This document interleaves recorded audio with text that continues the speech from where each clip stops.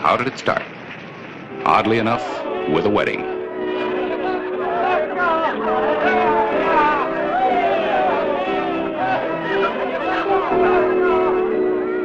Pop Tuttle could have been married in his own town of Benson, but he had his own good reasons to be married in Tombstone.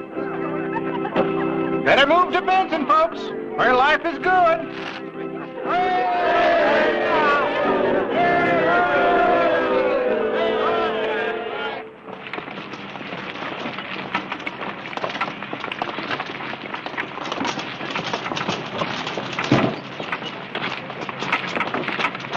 He's got a lot of drive, old Pop. Yeah, he's a real live one. He's got more nerve than either one of us. Well, he got married, didn't he? He's twice her age. Ooh. Hello, Mansfield.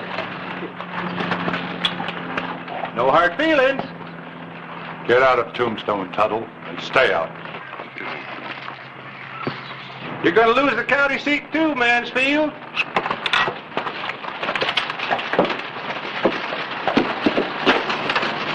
Put away the hardware, Mr. Mansfield. He's a crackpot. A dangerous crackpot. Well, maybe. But you can't kill him just because he married your girl.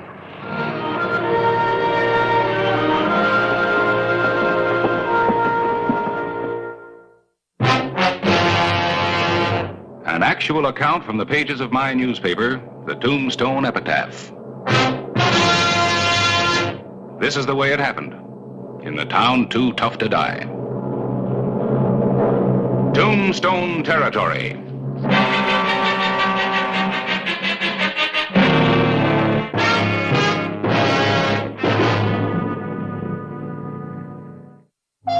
July 8, 1882. Pop Tuttle had certainly become a controversial character in Tombstone. A truly surprising man.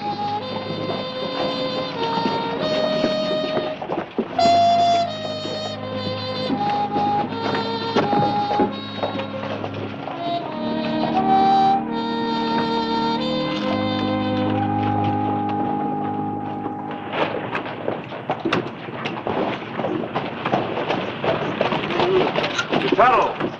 Hey! Morning, Clay. Well, certainly didn't expect to see you back in Tombstone so soon. Why not? Well, you did just get married. What about a honeymoon? Had my honeymoon in beautiful Benson, garden spot of the territory, and next county seat. I thought maybe you might take a week off, show your wife Mexico or the Grand Canyon. I'll tell you another thing. You young whippersnappers take these long honeymoons, and do you know why? Oh, well, maybe you better tell me. Because you want to get out of work, that's why. But not me. I like what I'm doing. Selling furniture to the living and pine boxes to the dear departed.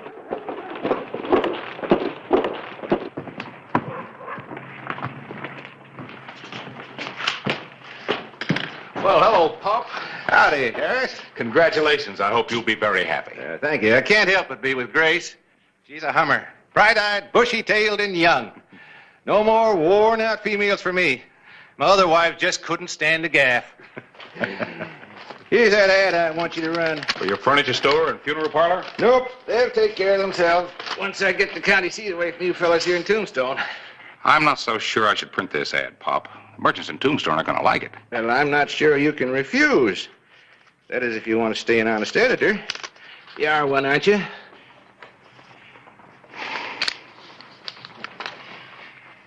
Benson has the railroad. Benson, the hub of stage routes from Tucson, Fort Bowie, New Mexico, and Texas. Look, Harris, I got to get back to the office. Just want to say good work.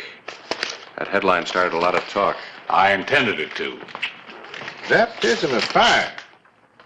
An era in the history of Tombstone that'll never be forgotten. Well, I didn't know you had a fire. I didn't see it from Benson. I didn't hear nothing about it. That's the last year's headlines. That was before you moved west. I reprinted that account to remind the people what a real danger fire is. A lot of damage. Yeah, almost wiped out the town. Thanks to our inadequate fire equipment. The Red Terror of Tombstone raged unchecked when our valiant firemen ran out of water. Is that all the water you got in this town? A 7-inch line from the Huachuca Mountains? Yeah, well, of course we have the reservoir, the storage tank up above town, but that isn't nearly enough to... Now, look, Pop, Here, I'm going to change my ad. I'm inviting everybody who's afraid of fire to move to Benson. Why, we got more water than we know what to do with.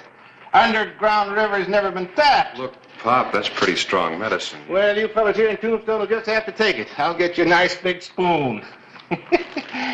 Yes, sir, this'll do the trick. Now we'll get that county seat. Why, in Benson, we got water to burn. Hey, that's pretty good. Water to burn, while Tombstone burns. You print that instead of... Harris, get some water in the towel. Easy. Easy.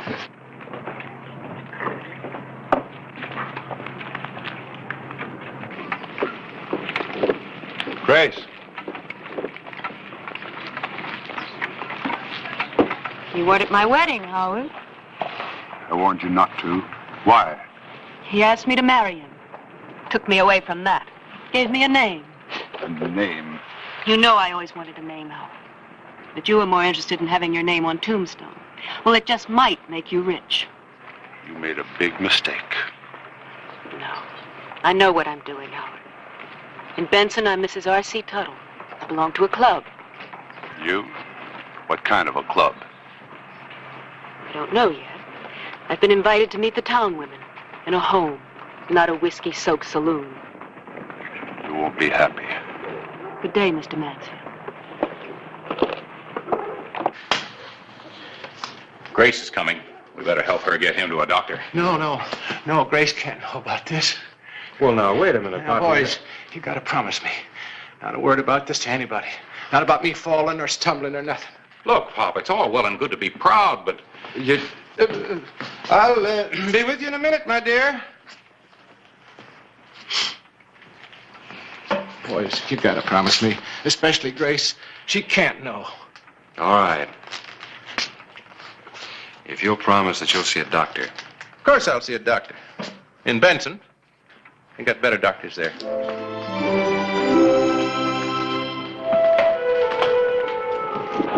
I think you'll like it. On you, I'd like a corn husk. Would you like to drive? Well, you're my wife now. Got to get some work out of you.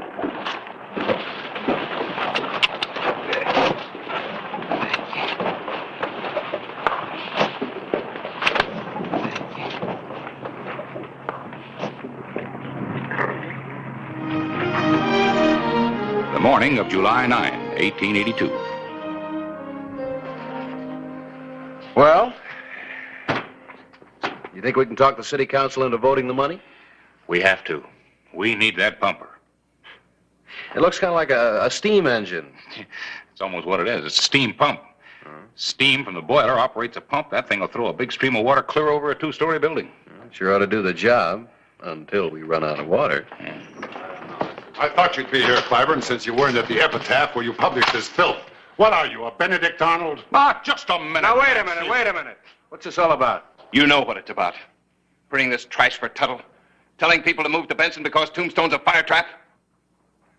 He's a crackpot. All right, you, Sheriff. Yes, Mr. Mansfield? What do you plan to do about this nuisance Tuttle? Well, I might try to get him a medal. A medal? Yes, you see, I think it's a good idea for Tombstone to feel that it might lose the county seat. What kind of nonsense is this? Well, now, maybe you'll do something about your town. Back us up. Clay and I are going before the council to ask for $10,000 worth of new firefighting equipment. $10,000? That's ridiculous. We'd have to pay for it in taxes. That's right. Well, I'm going to fight you and get everybody I know to fight you. What we've got's good enough. You take a chance on being burned out again for a few tax dollars. 10,000 isn't a few dollars. And if I get burned out, I've got insurance. Yes, I know that. You're well covered, Mr. Mansfield. But most of the rest of the merchants out there with their board and batten shops haven't got a dime's worth of insurance. Well, that's up to them. Most of them can't afford it. After last year's fire, insurance comes pretty high in Tombstone. I think that's pretty cheap protection.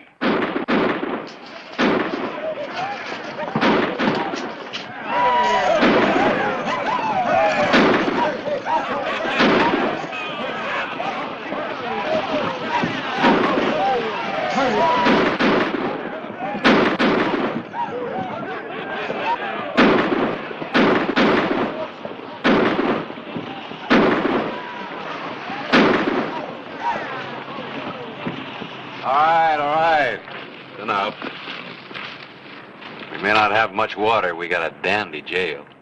I'm sorry, Sheriff. I'm just trying to wake this town up to the dangers of fire. Citizens of Tombstone. It's no law against me making a speech, is there, Sheriff? No, just so you don't cause trouble. Thank you. Citizens of Benson. 'Cause that's what you'll soon be after I tell you about the garden spot of the territory. Hold it, old man. It seems there's a question from the audience.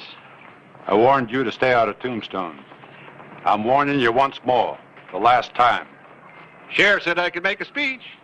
Well, I'm not standing by like him and the editor, while a crackpot tries to get the people to move to Benson so you can outvote us for county seat. It just makes sense, folks. Why not live in bountiful Benson rather than tremble in Tombstone? Who's trembling? All of you ought to be. What happens during a fire when you run out of water? It's only a matter of time until Tombstone burns again, like it did last year, maybe worse. I think he's going too far. Could be. Why live in fear? Benson welcomes you. The new county seat. You'd like to see Tombstone burn, wouldn't you, old man? Well, if it did, I couldn't help it. Now, could I? Nobody could. And you might just start it burning to get the county seat in Benson.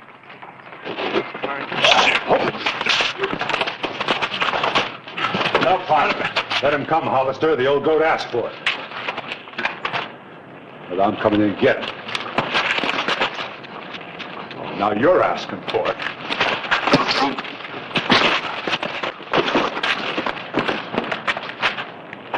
I wouldn't.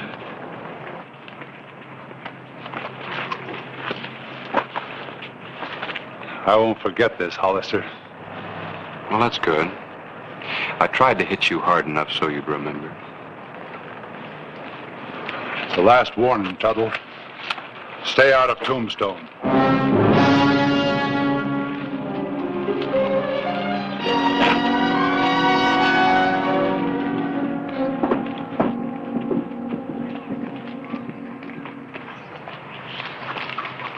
You better get out of town, fella.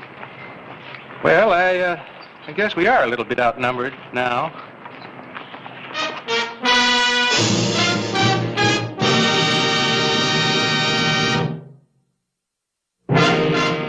July 11, 1882. True to his word, Howard Mansfield had not forgotten the beating dealt him by Clay Hollister. There was bad blood, and it was boiling. Hello, Clay. Well, Grace. I just drove in from Benson. Mr. Tuttle doesn't know. Things look bad. Yeah, they look bad here, too. The people are really up in arms about the way Tombstone treated Mr. Tuttle. They might do anything. Such as? Some of them have been drinking, you understand. Yeah, some of them have been drinking here, too. They want to march on Tombstone. And? There's even talk of setting fire to the town. That's great. That's all I need. A civil war, killings, a fire, and all because of Mr. Tuttle and Mr. Mansfield. I tried to calm Mr. Tuttle down, but he's a proud man. He said he's going to continue with his campaign and come back to Tombstone. He said the devil with Howard Mansfield. Yeah. Well, I'm going to stop him. Look, Grace, I can't talk to Mr. Mansfield. He won't listen to me. Maybe you can. No. No, Clay, not that. He was once in love with you. Maybe he still is. And he's the only one that's keeping this feud alive. He might drop it for you. Now, look, I know it's a lot to ask, but you don't want to see Tuttle dead, do you? And if they get liquored up and fire this town... Well, just last year, 66 shops were wiped out. $175,000 worth of property damage. They could estimate that. But they couldn't put a price on the lives that were lost. All right. I'll talk to him.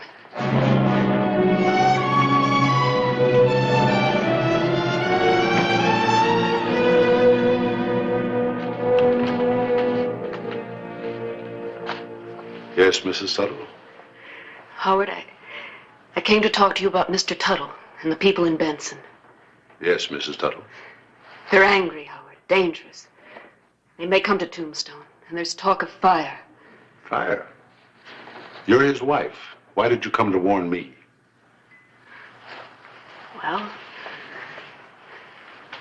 there are a lot of people to think about. You never used to think of other people. Only us.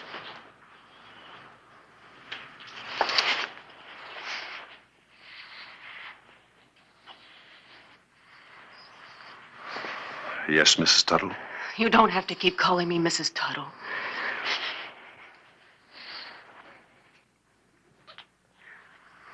I'm not Mrs. Tuttle. Not really. Can't we leave, Howard? I made a mistake. I want what we had. Yes, we can leave as soon as I straighten out my affairs here. Oh, can't we leave now, fast, before I... Before you change your mind? I won't change my mind. But it'll be a lot easier for everyone if we leave fast. I'll pack and leave as soon as you say. Leave him tonight. Tonight. It won't take me long to straighten out my affairs here in Tombstone. I think Tombstone's had its day already.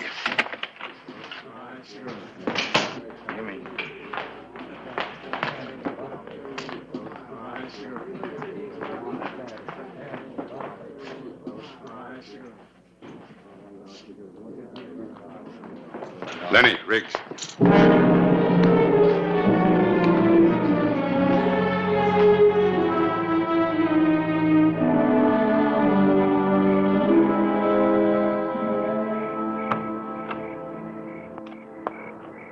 Grace. I'm leaving, Mr. Tuttle. I was coming by the store to tell you.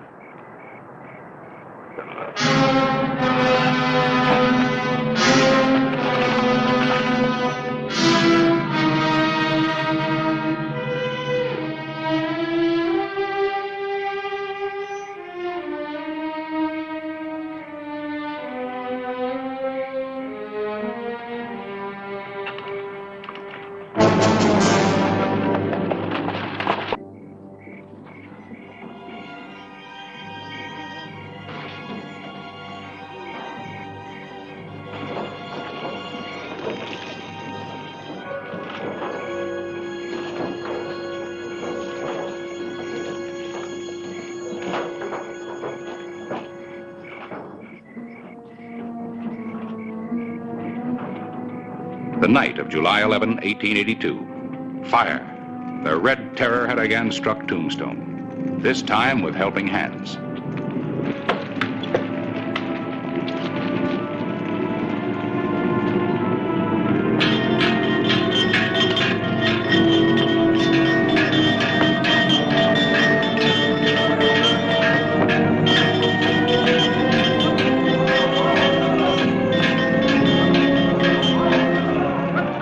Every volunteer firefighter was the sure knowledge that our so-called fire wagon was inadequate.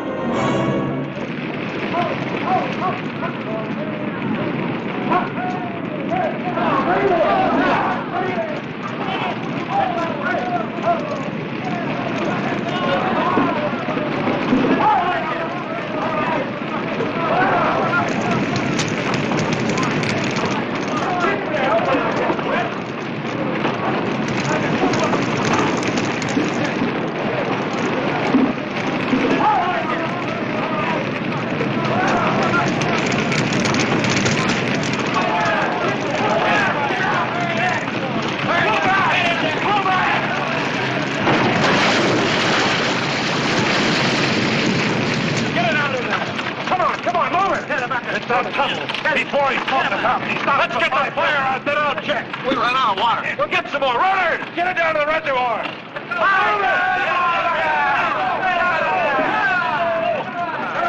Get some more water.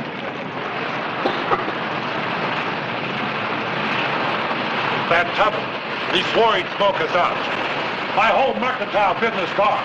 I say we go to Benson and smoke out Tubman. I say we hang him. All right, hold it. There's not going to be any lynching. Besides, you got no proof. How much proof do you need? Wait a minute. Grace, where's Pops? I left him. And that's why Tuttle sent his men from Benson to burn me out. I still say we ought to hang him. And I still say hold it. Where is he? He's dead. He's dead. When I told him, he just died. Where? Back home. I think you better tell us about it. He was a good man. But it's always been Howard. Don't you understand? Go on. We planned to leave, Howard and I. And I told Mr. Tuttle. When I told him, he just looked at me for the longest time. And he fell to the ground. He didn't say a word. He just died. I wish he'd said something. But what I said killed him. I killed him. No, Grace, you didn't know. He was a very sick man. I could have told him I was going on a trip. But I did the right thing, didn't I? Telling him I was leaving. Telling him the truth.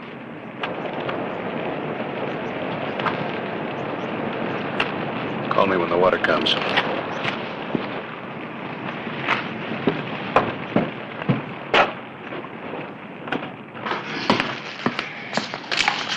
Don't do it.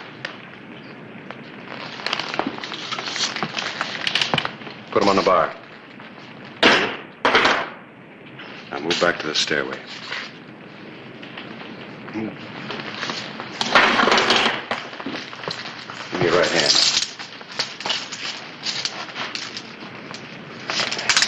All right, stick yours through here. Hey. Don't leave town.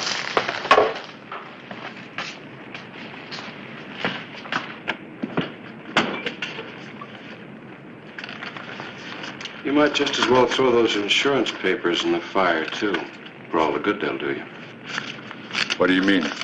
Well, Tuttle didn't start that fire. And the only people in Tombstone who aren't fighting it are you and those two apes at the bar. Well, that doesn't prove anything.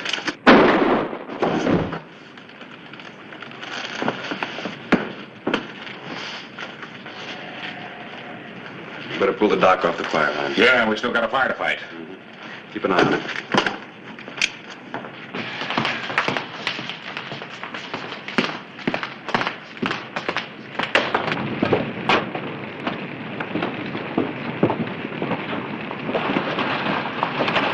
Saw the flames on the road to Benson.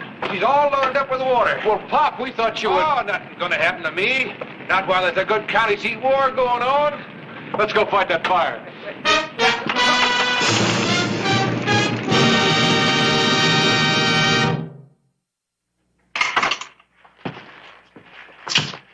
Mansfield doesn't like my jail. Guess he won't like Yuma prison either. Well, the boys have soaked the other buildings. If the wind doesn't blow up, the rest of Tombstone is safe. Well, I guess we better be getting back to Benson, Mrs. Tuttle. Are you sure you want me to after this? Everybody's entitled to one mistake. I made 3 before I married you. Of course, it's up to you to decide. Do you want me to drive, Mr. Tuttle? I wish you would. Oh, it's all right if I leave the water wagon on the street for a day or two just to advertise Benson? Yeah, thanks. And remember, gentlemen, when it comes to a vote, let your conscience be your guide.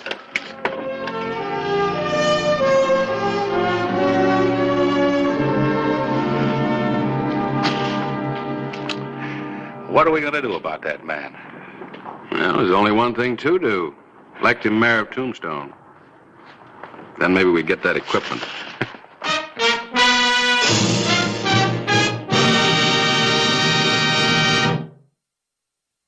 Whistle me up a memory. Whistle me back where I wanna be.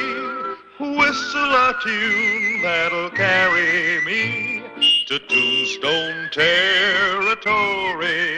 If your past has run afoul of the law, it's a handy place to be. 'Cause your future's just as good as your draw in Tombstone territory. Whistle me up a memory. Whistle me back where I wanna be, to Tombstone territory.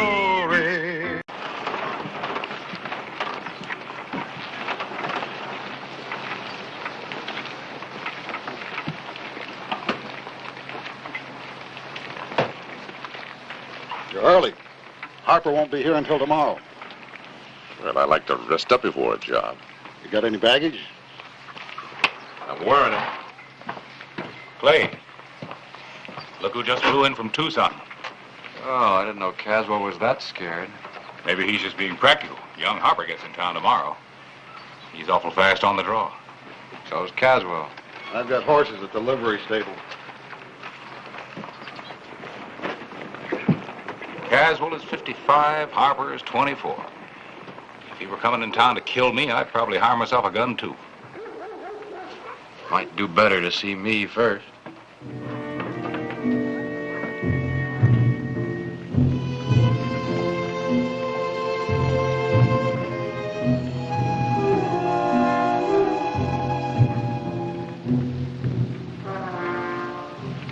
Caswell. Introduce me to your friend. Chuck Ashley, Sheriff Hollister. You passing through? Stop by for a visit. You get a short one. We don't want gunfighters in Tombstone. Man's entitled to protect himself as he sees fit. Just mind your own business, Hollister. Your feud with the Harpers has reduced both families to the last man. Why don't you drop it? Tell that to Harper and see what it gets you.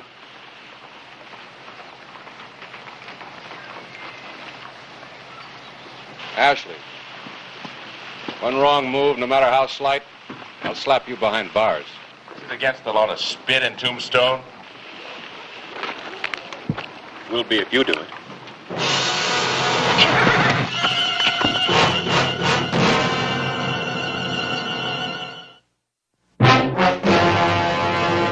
An actual account from the pages of my newspaper, the Tombstone Epitaph. This is the way it happened, in the town too tough to die. Tombstone territory.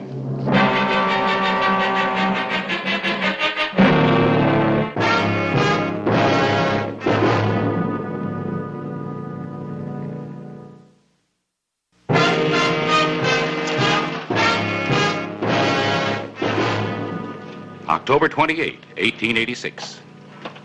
It was trouble that came to Tombstone on the following morning, and its name was Jeff Harper.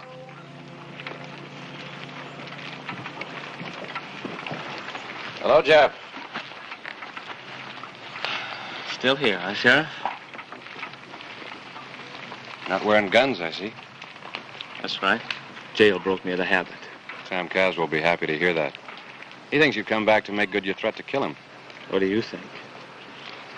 Well, I figure time makes a man smarter. You've had 5 years. So is Caswell. Is he any smarter or just older? You just mind your P's and Q's, nobody will bother you. Step out of line, I'll have to jump you. Well, I see the Harpers are still marked no good in Tombstone. You both paid a price. Caswell was laid up for a year after your ambush. You went to jail. The way I figure it, that puts Caswell 4 years up on me. You had fair warning, Jeff. You've done your duty, Sheriff. Now let me do mine, huh?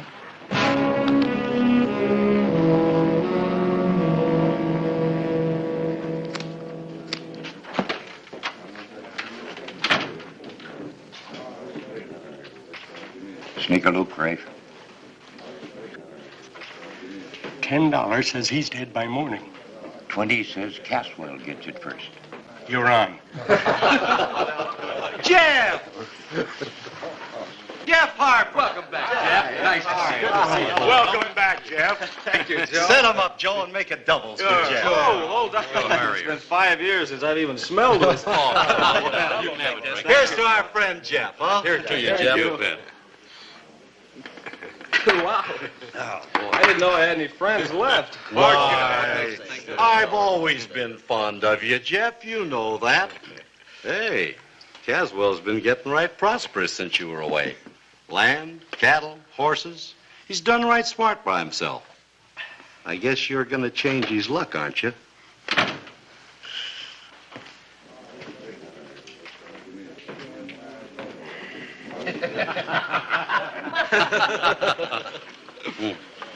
Look towards the door. His name's Ashley, a gunfighter from Dodge City. Caswell brought him into town yesterday. He don't give you half a chance, does he?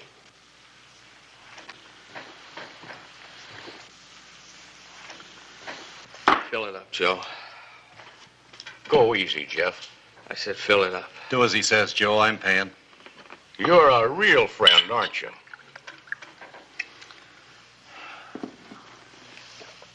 You know, things are really going to the dogs around here. I can remember when a man didn't hire a two-bit gunfighter to do his dirty work. You know, boys, I met a lot of two-bit gunfighters in jail.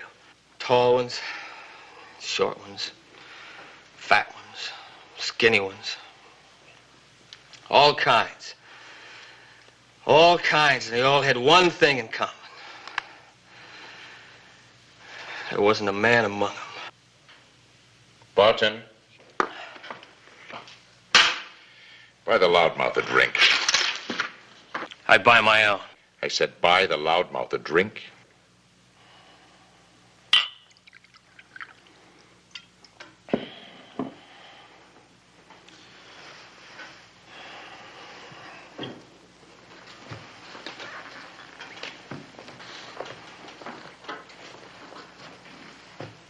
You bought it.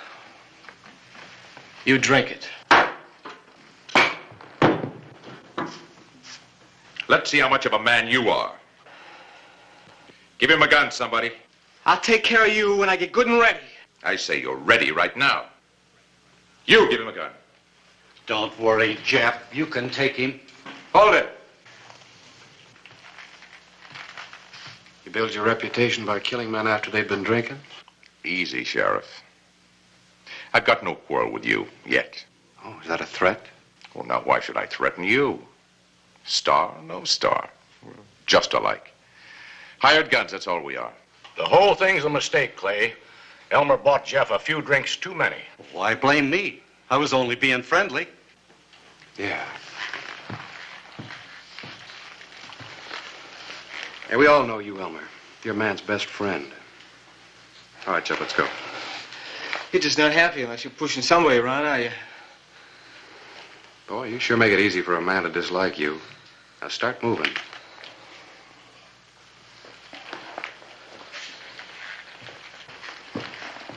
Harper. Next time we meet, wear guns.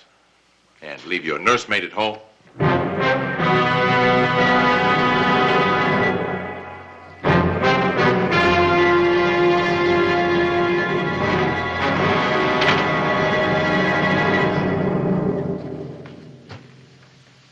Any questions on who's a man and who isn't? Let me buy the man a drink.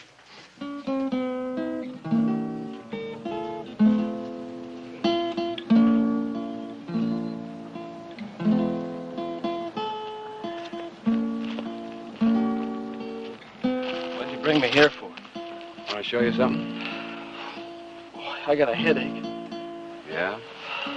Maybe this will cure it. Some of your relatives, Jeff. Pete, Joe, Mike. Some of the Caswells. There's Lem and Bert, Dan, Eddie. This is a particularly interesting one. Terry Wayne, 1881. He wasn't either a Harper or a Caswell. Came out here from St. Louis with his wife and 2 kids to make his fortune. Got a job with the Caswells. 2 days later, he was killed in a Harper ambush. He didn't even know what he died for. Is that the tradition you've come back for? Don't you think I'm sick of this whole thing? I don't want to kill Caswell. I just came back to sell my land. I want to go to California, where nobody's ever heard of the Caswells or the Harpers. Everybody starts pushing me around. Even you. I can only act on what a man does and says. You still think I'm a killer? It's Caswell that needs reassuring. Oh, no. No, not as long as he's got Ashley. And the feud goes on and on. You can stop it. How? By telling Caswell just what you told me. You wouldn't believe me. Look, he's stubborn, but he's not stupid. You can get through to him if you really want to. Well, I'll give it a try.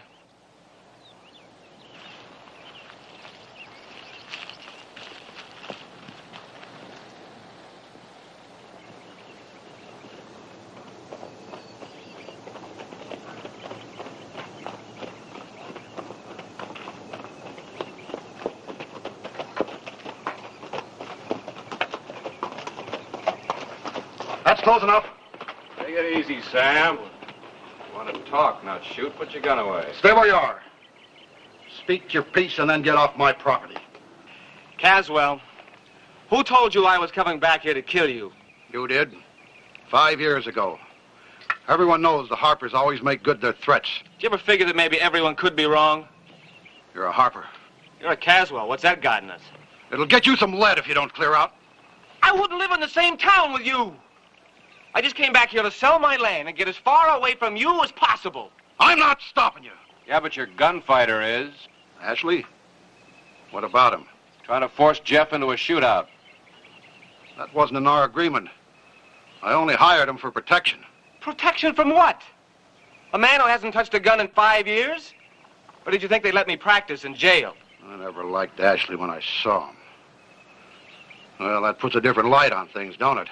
Better get rid of him before there's serious trouble, Sam. All right. Just the same, I'm wearing a gun from now on. And I'll keep on wearing it as long as you're in Tombstone. And don't worry about Ashley. I'll ride into town with you right now and handle him.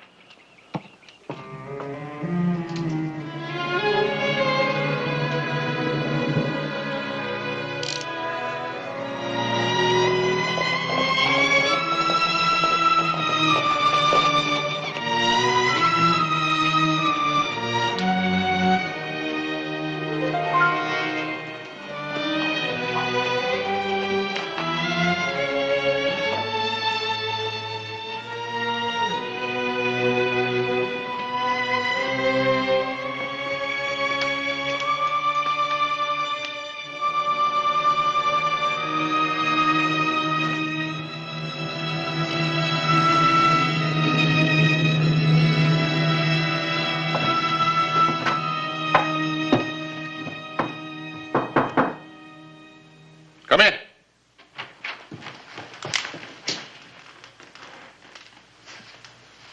No offense, boys, just practicing. Man could get killed that way, huh? Yes, that's a fact, isn't it? Drink? Sheriff and I got things straightened out with Harper, so I won't be needing you anymore. Here's your fee. You can count it. You wouldn't cheat me. Just drop it on the bureau.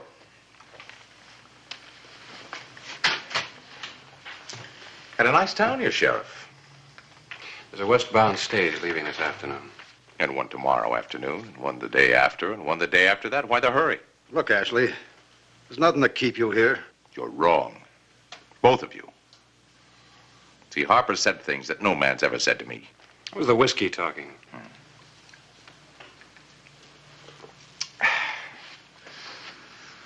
I don't see it that way. I don't see it that way at all. See, until I get things settled up with Harper, I'm not leaving Tombstone. Some people with that attitude have stayed here permanently. Up on Boot Hill.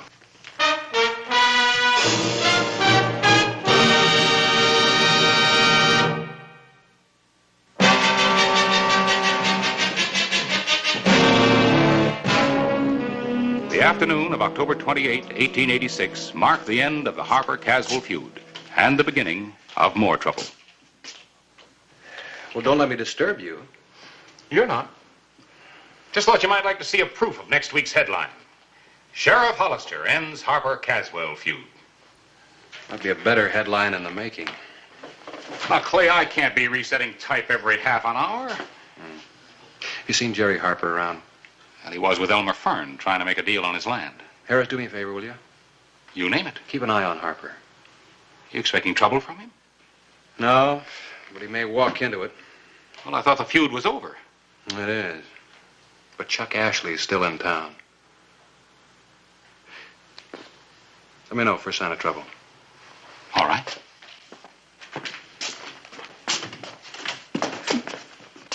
Hollister? Yeah? Aren't you going to do anything about Ashley? He hasn't committed a crime yet. What are you going to do? Wait until he kills somebody? I'll take care of Ashley when I think it's the proper time. I'm telling you, the time is now. I'm getting real tired of you, Caswell. You make a mess and then you expect other people to clean it up for you. That's your job, Hollister. That's what you're paid for. Clay! I can recommend that gun highly. It's a veteran. Pick it up. $10 Harper refuses. $10 says he don't. What are you waiting for? Your nursemaid to come pick it up for you? I've heard it said that the Harpers are a fighting family. Are you sure your name is Harper? Leave it alone!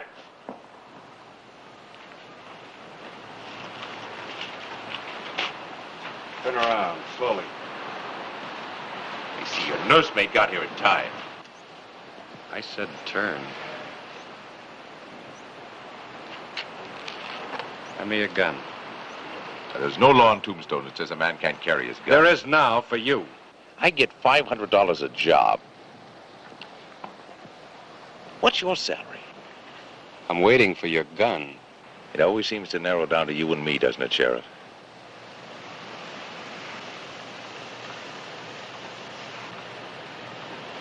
Tarper I want, not a substitute. Get it, Jeff. The other one. Your luck can't last. That westbound stage is due in half an hour. You're going to be on it as my guest. I don't leave without my guns. You get him at the stage. That means that I've got 30 minutes to make my mind up, right? I don't care how long you think about it, but you're going to be on that stage. Well, boys, I've got a pocket full of silver and 30 minutes to spend it in. Who'll join me in the Oriental?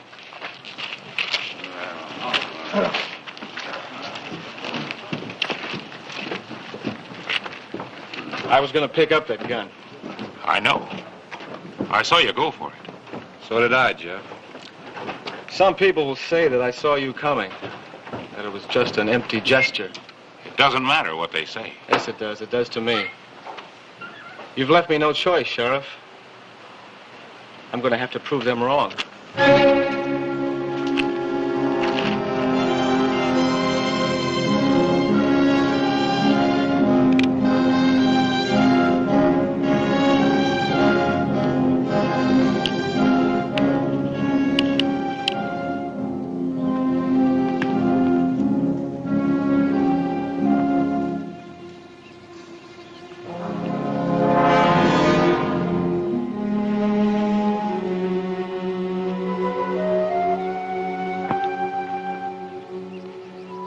Harper, 1882. I watched him die, Sheriff. Uriah was a big man, a big laugh, a big capacity for life. He used to say, when you die, die well. He died well. He took on 3 Caswells all by A man can himself. die well and still die for the wrong things. Well, pride isn't one of them. I can't live without pride. Yeah. Neither could they, and not one of them lived past the age of 40. You're not going to talk me out of this, Sheriff. Jeff, you haven't handled a gun in 5 years. You take on Ashley, that's not bravery, that's suicide. Yeah, maybe you mean well. But I don't need a nursemaid anymore. All right, Jeff. From now on, Tombstone's out of bounds for you. You set 1 foot in town before Ashley leaves, I'm slapping you in jail.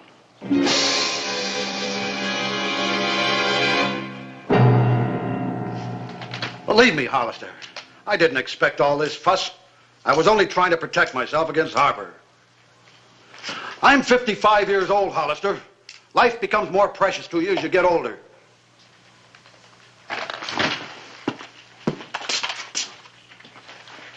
Harper's 24. Don't you think life's precious to him, too? Well, it's a dog-eat-dog world. I know if there's any real trouble, you'll take care of it. Thanks. Stage is pulling in. I hear the smart money is betting that Ashley won't be taking it.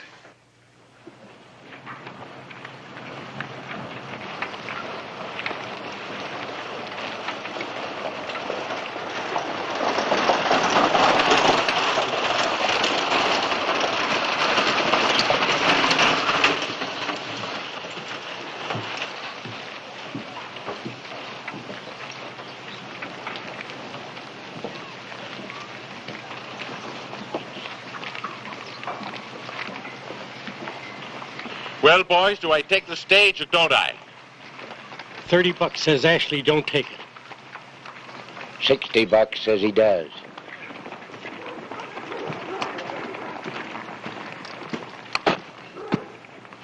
All ready? May I have my guns, please? Certainly.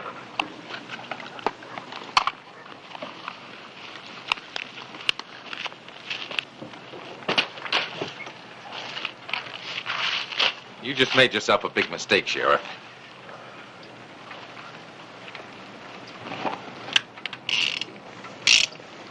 Something wrong, Ashley? There were bullets in these guns when I gave them to you. Oh. Buy yourself a new supply in Tucson. Let's go. Step aside, Sheriff. I've got some unfinished business with Ashley. You're wasting your time, Jeff. There are no bullets in his guns. Get out of the way. I'm telling you the truth, Jeff. You're through telling me anything.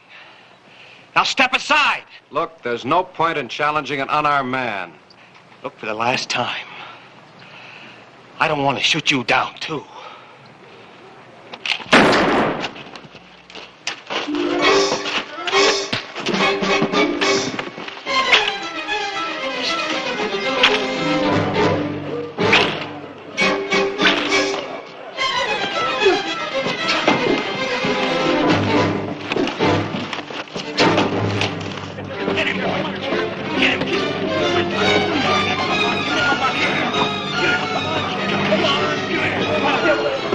Sheriff. Come on, Ashley. Come on, Sheriff. Come on, Ashley. Get him, boy. Get him.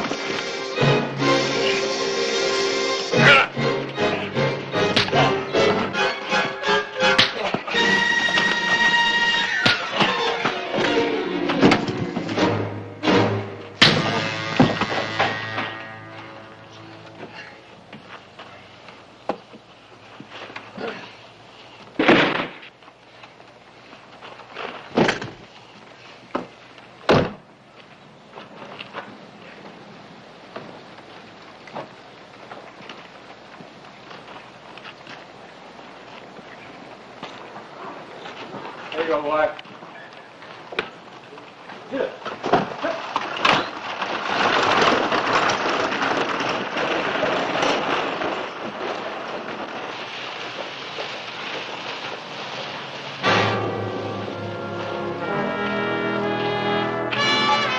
Satisfied, Caswell?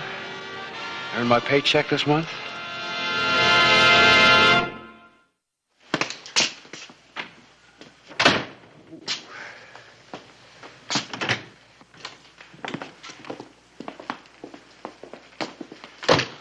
That was pretty neat shooting, Sheriff. Well, I've had 5 years more practice than you have. But you gonna need this in California? Yeah, I probably would. That's why I've decided to stay here. I guess it's better to bury feuds instead of men.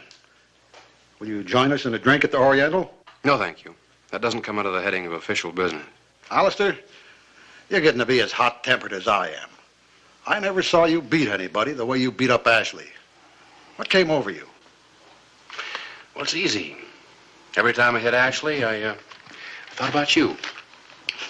Guess I deserve that. Let's go down and get that drink and see if we can get to know each other. Well, Harris, what's your new headline for next week's epitaph? It's 3 days till deadline. Knowing you, I think I'd better just wait and see.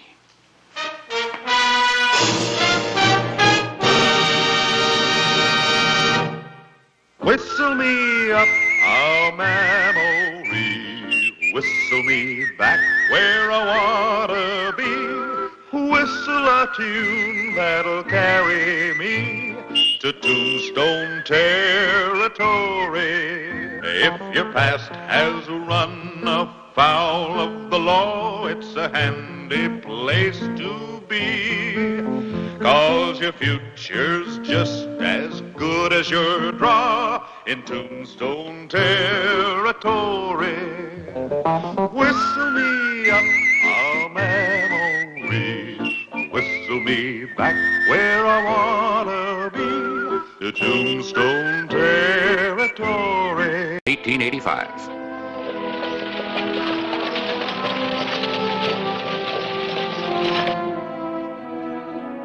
The Birdcage Theater had just ended the successful engagement of the fabulous Miss Anita Torson. Well, help me.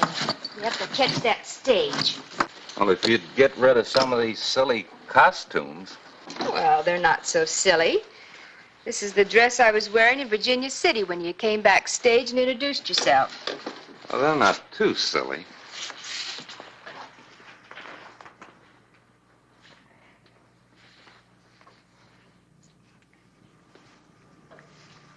What's wrong? Nothing. I've just heard a lot of broken promises. Oh, of marriage? Well, the promise is in the future, and it's almost within reach. After this? Come on. We got to get that stage. Oh, sure. If it isn't running for a stagecoach, it's running for something else.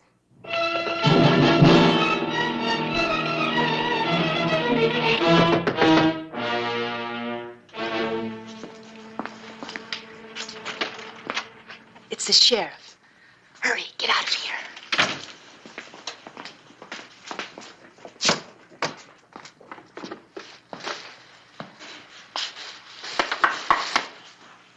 Well, I'm glad to see someone. Would you help me, please, Sheriff? Help you? The dray man hasn't come yet, and I'm going to be late for the stagecoach. Well, I've asked the stage to wait for a few minutes while I had a word with you. Oh, I suppose you want my autograph. No, ma'am, I have something to give you. Well, how nice. What a surprise. What is it? Warrant for your arrest.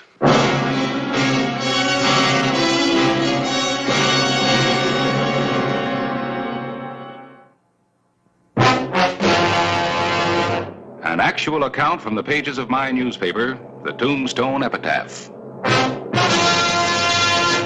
This is the way it happened in the town too tough to die. Tombstone territory.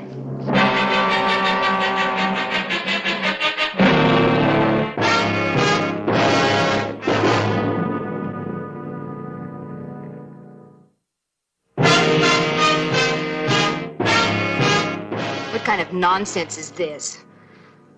If you're making a joke, it's a stupid one. It's no joke, ma'am. In the last 6 months, there have been 8 stagecoach robberies. Question is where the loot's hidden. The authorities in Tucson seem to think you might have the answer. Well, I suppose you think it's hidden on me. No, ma'am, not on you. In your trunk. Oh, now, Sheriff. I'm sorry I lost my temper, but, well, this is ridiculous, and I'm in such a hurry. See? Nothing but costumes. Now, can I go? Surely, ma'am, as soon as I finish searching. Very well, then, search.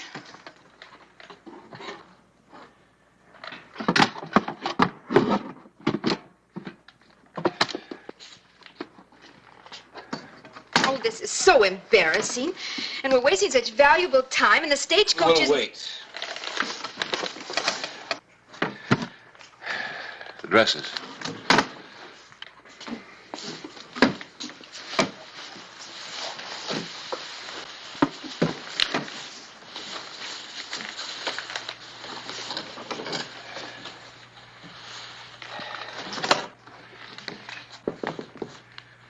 May I see that one, please? Let go of it.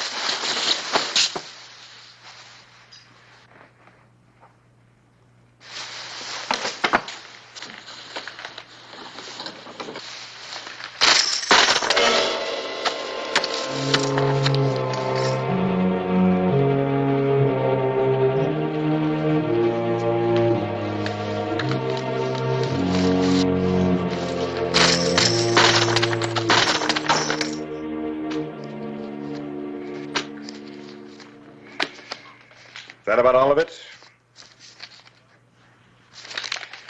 You might as well tell me. Why? Miss Torson, you'll be facing a trial in Tucson. If you cooperate, it might be easier for you.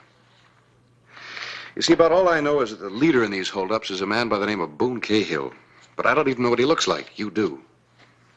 That's your problem, Sheriff. All right. But it's quite a stage trip to Tucson. Maybe you'll change your mind on the way. I'm getting off at Benson. Tucson. All right. But it is a long ride to Tucson, and you just might meet Boone Cahill along the way. You'll spot him all right, because he'll be the one shooting at you.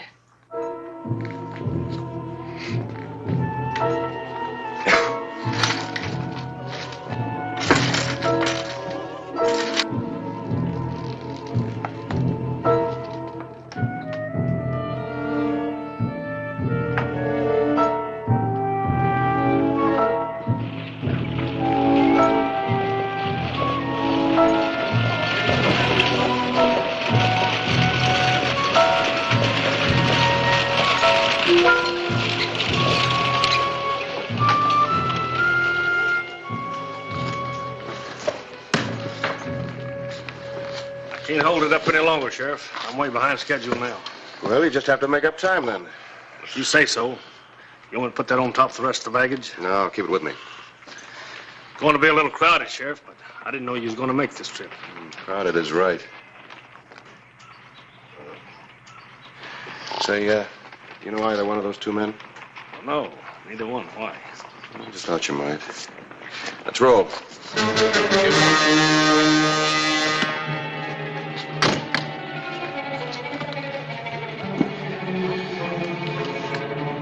Get up, Brownie!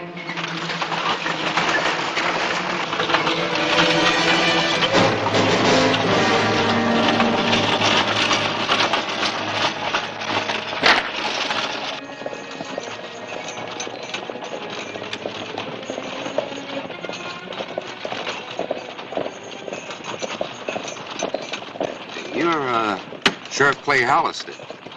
That's right. Dr. Davis from San Mateo. Nice to meet you. You know, you're pretty well known around Arizona. Hello, Gorman. Pleasure to see you again, Sheriff. Oh, you two know each other? I spent 6 months in a Tombstone jail, courtesy of Sheriff Clay Hollister. You're a lucky man. Majority vote was to hang you. I know. You just called me a tin horn, threw me in. I'm grateful. I only hope someday I can show you how grateful. Gentlemen, we got a long trip together. Let's all calm down. You're right, Doc. Absolutely. And you know, with this Boone Cahill gang running loose, I'm just as happy to have a lawman along. I just hope it's going to be a peaceful journey. Good to have your company. You and Mrs. Hollister.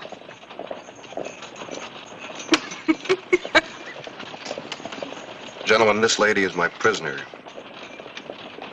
So during our stops, I'd appreciate it if you neither spoke to nor approached her. Sorry if that sounds unfriendly, but it's the way it's got to be. Of course, Sheriff. You're only doing your duty. Why, sure. Aren't you afraid she might escape? Healthy woman like that? And only one sheriff to handle her. You just remember what I said, Gorman. Well, it's going to be a long trip. Good night. That was a very impressive speech, Sheriff.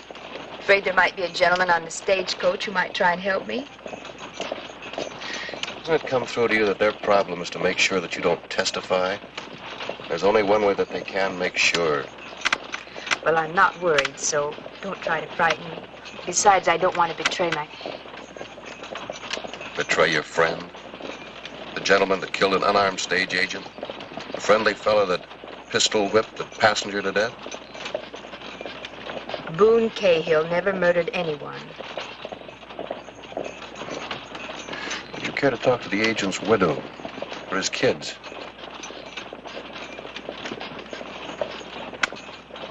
I don't care to talk at all.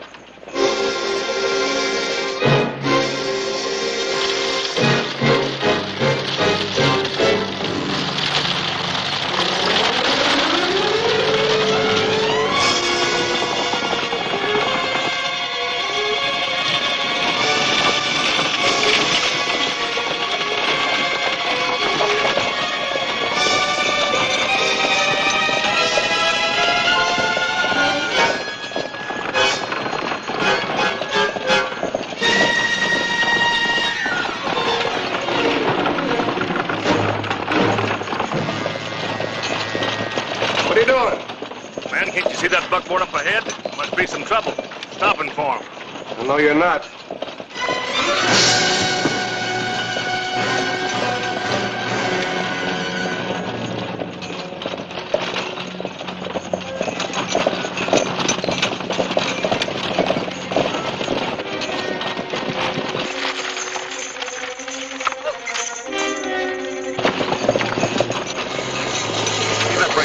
Well, we've got to stop or we'll run right through him.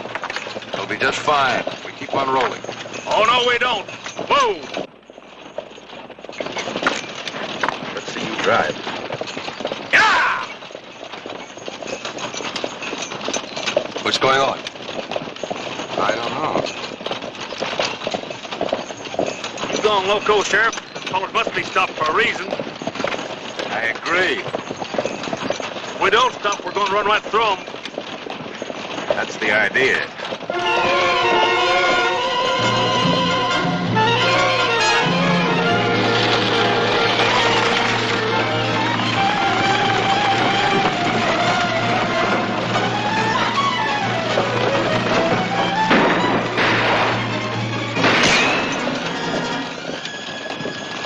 No, don't shoot. We'll only rile them.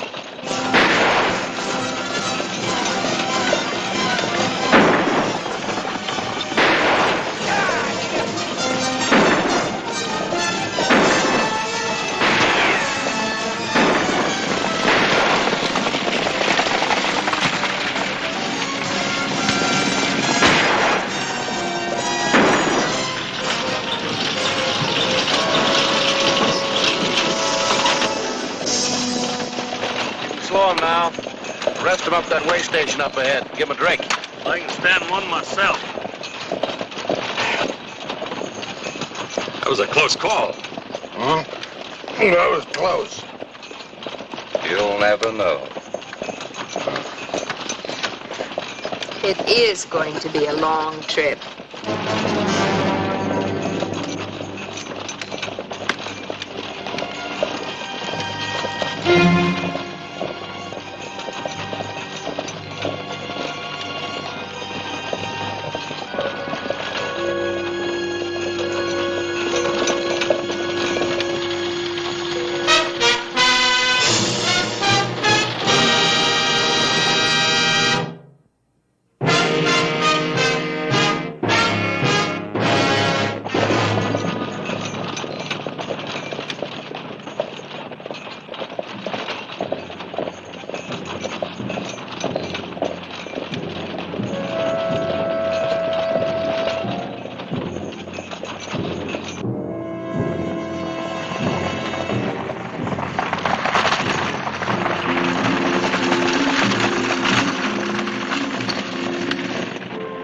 The afternoon of August 12, 1885.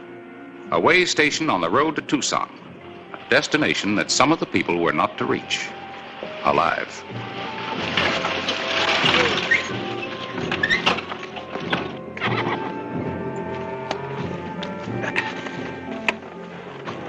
Who were they back there?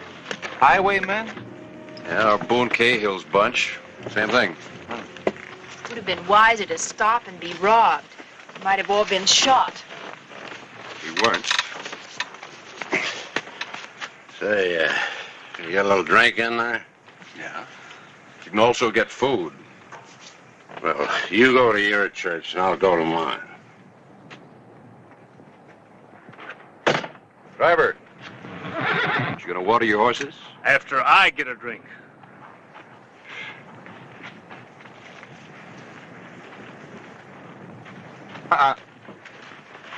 You stay with me. We'll water the horses. How very romantic.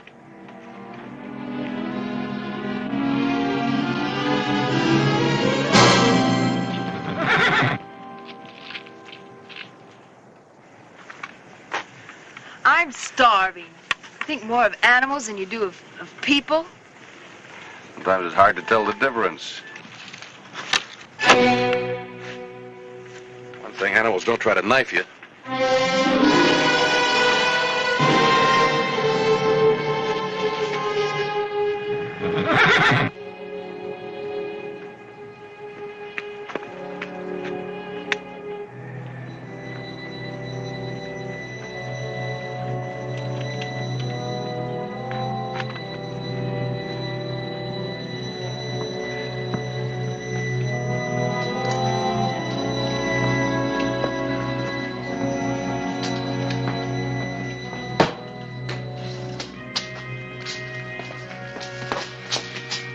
Wait. Everybody up here to the center of the room.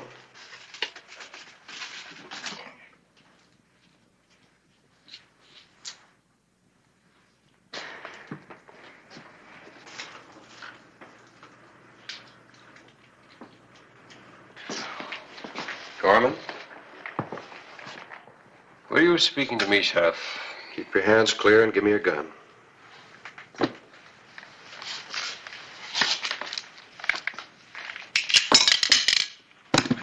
This man go out? Yeah, he sure did. Out back with the rest of us to wash up. Yeah. Well, somebody tried to knife me out there. One of you. I don't know which one, so I want all of your guns. I'll sit on them for the rest of the trip. Well, you're swinging a lot of weight for a man that's out of his territory, Sheriff. He's right. I'm supposed to have the say-so on this trip. Why, Clay, you seem to be getting unpopular.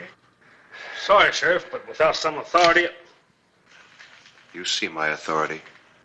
Yeah, if you put it that way. That's the way I put it. Well, I'm going out. Sure, friend. Just as soon as you give me your gun. Yeah? Well, listen. I am tired of taking your orders, Bucko. Just who do you think you are telling me what to do? Why, didn't you know? This is the great Clay Hollister. Claims he's the toughest man in Arizona Territory. Him? Listen, you take off them irons and I'll break you in two. This sounds more interesting than food. Sorry, I'm a peace officer. I'll have to forego that pleasure. Your gun. Drop it, Clay. Drop it. Come on, now, I've got it. Are you out of your mind? Why, no. I just don't like seeing my old friend Clay Hollister shot down. You surprise me, Gorman. After he threw you in jail and called you a tin horn? That he did, lady. But he also did something else. He kept a mob from stretching my neck. I don't like you, Hollister, but I pay my debts. Fair enough. I did get bounced around a bit, and I'd like to even that out, too. So, my hairy friend, if you'd like to bounce the sheriff around a little, go right ahead. What? Oh, sure. You sure you want to play it this way, Gorman? Quite sure. You've got a big reputation, Hollister. I want to be impressed. Come on, old man.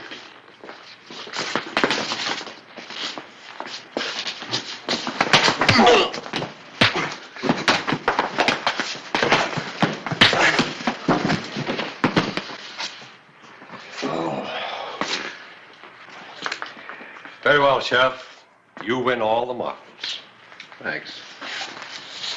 All right, now you can all go outside as soon as you check your guns. Driver? Yeah. Search them. You mean the lady, too? No, I've already had that pleasure. Doctor. As you wish. But I want it back when we get to Tucson. Next. All right, prize fighter. On your feet. I ain't no prize fighter. Yes, we know. Hey, what are you? Miner or an arsenal? A man has to protect himself in Arizona. Yeah, he's right, Sheriff. All right, let's go.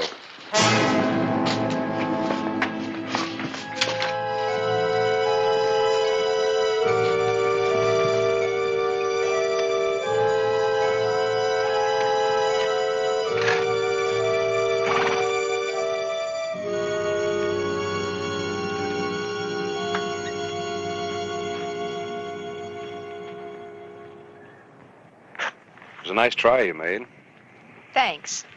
but a hopeless one. Can't you get it through your head that all Cahill wants is you dead? That's a lie. Why do you think they shot at the stage? I'm not interested. Sorry. All right, I'll do it my way.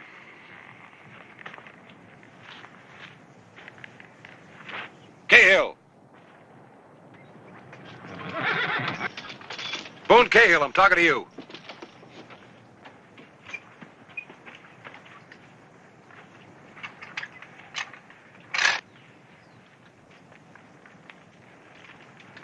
One of you is a murderer. The next stop is Tucson. When we get there, you're a dead man. But, Sheriff, I thought you said you didn't know who Cahill was. I didn't, but I do now. I didn't tell you a thing. That's all right. You're safe now. There are no more stops between here and Tucson. I know what you're trying to do, but I didn't tell you anything. What are you so nervous about? I thought you said you weren't afraid of Cahill. I'm not. Then you've got nothing to worry about.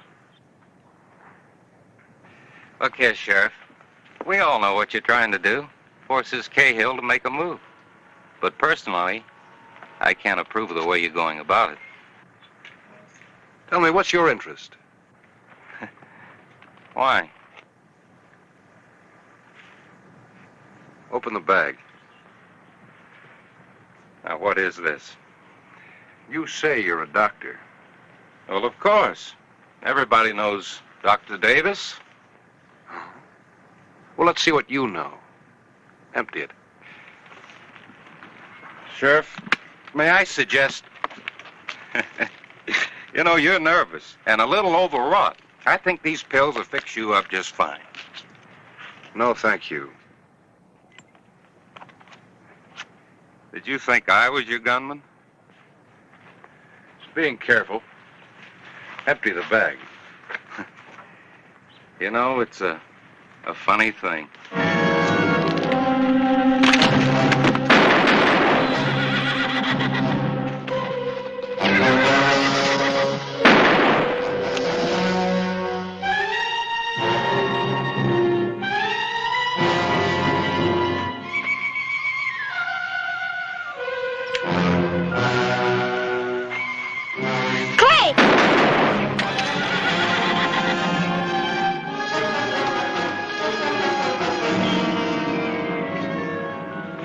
Honest, Clay, honest.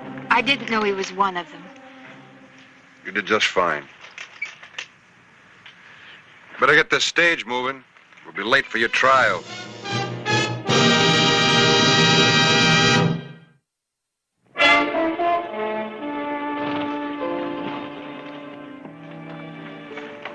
You're not going to get away with this, Sheriff. You just wait till the boys... Cahill's dead.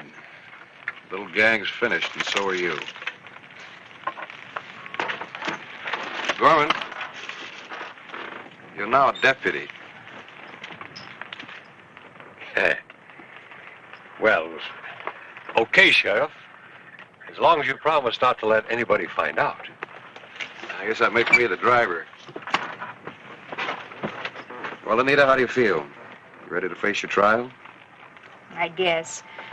It's almost worth it to be clear and out of all of this. I'll survive it somehow. Before I go in, I have one last request. Well, what? Well, half hour ago, I was hungry. Now I'm as starved as a timber wolf in a blizzard. Miss Torson, when we get to Tucson, I personally am going to buy you the biggest dinner in town. Thanks. My pleasure. I won't even bill it to the territory.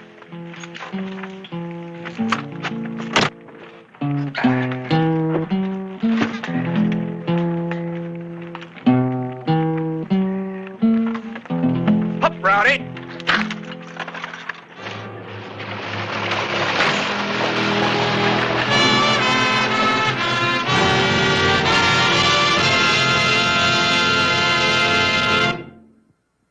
Whistle me up a memory, whistle me back where I wanna be, whistle a tune that'll carry me to Tombstone territory. If your past has run afoul of the law, it's a handy place to be, 'cause your future's just as good as your draw in Tombstone territory. Whistle me up a memory, whistle me back where I wanna be, to Tombstone territory. Disappeared.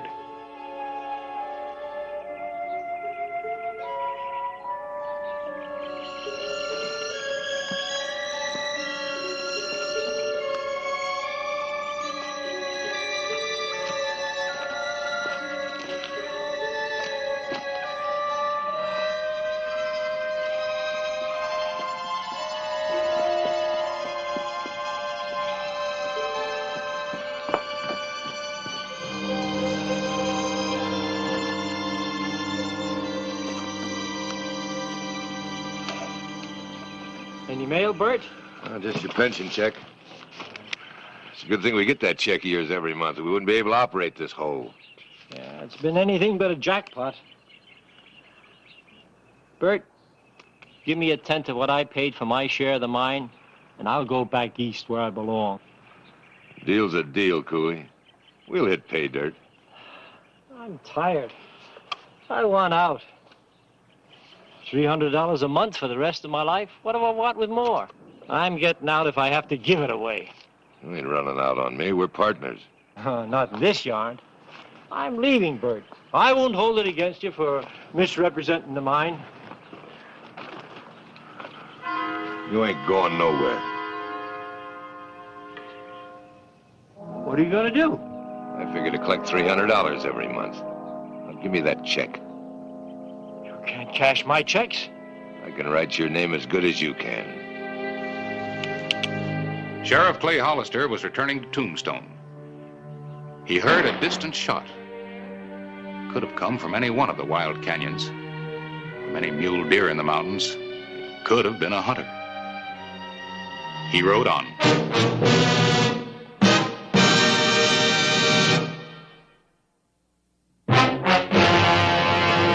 An actual account from the pages of my newspaper, the Tombstone Epitaph.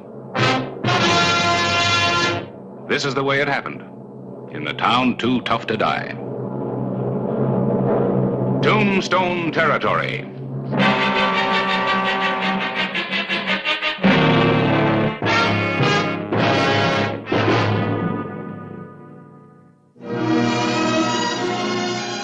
Late afternoon, August 12, 1881.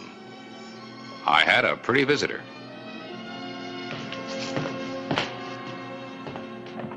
Oh, Clay! Clay?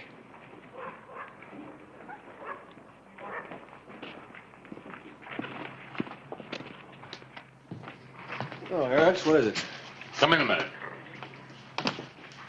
What's trouble? No trouble that I know of. Miss Nancy Cooley, this is Clay Hollister.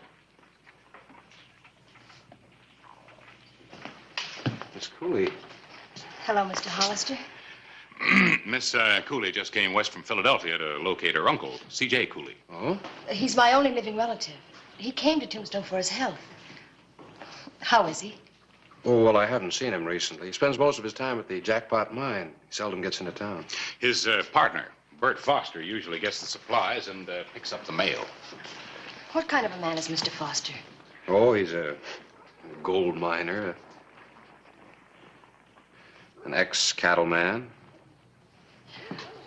I'm worried about my uncle. He hasn't been answering my letters recently. Well, that is kind of funny. I've heard him speak of you many times, how he'd like to do something for you if things went well. Have they? Well, sometimes old Mother Earth doesn't like to show us where she keeps her valuables hidden. Mr. Hollister, can you help me get to the mine? Well, I'd be glad to, but it's quite a distance. It's a little late to start today. I'll get a rig and pick you up tomorrow. Thank you both. I'll be at Russ' house.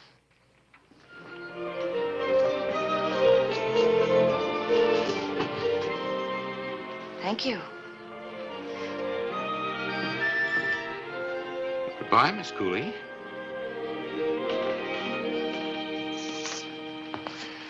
Ex-cattleman. Well, I guess there's no point in telling her that you arrested Bert Foster for cattle rustling a couple of years ago. No point. Besides, nothing was ever definitely proved. A lot of dirt never gets cleaned up. Bert never forgave you for that. I never forgave myself for not getting him convicted. Be good seeing Bert again. It'll be good to see Nancy again. Beautiful girl. Of course, you could send her out with one of your deputies. But I guess our sheriff likes his sheriffing. You could be right.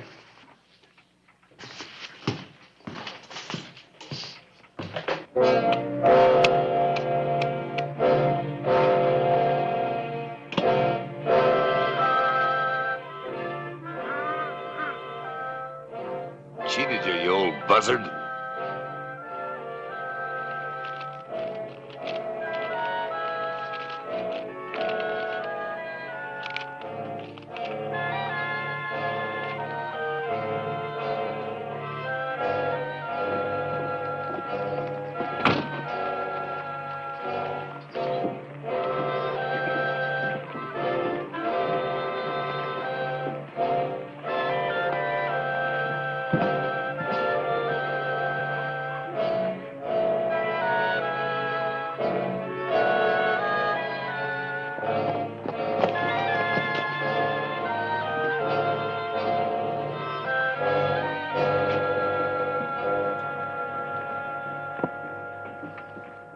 Call again.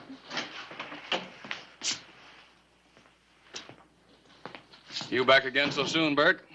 Had to come in for old Cooley. Fill this. Yeah, usual sack of flour and sugar, work pants size 38, pound of jawbreakers. Cooley and his sweet tooth, eh?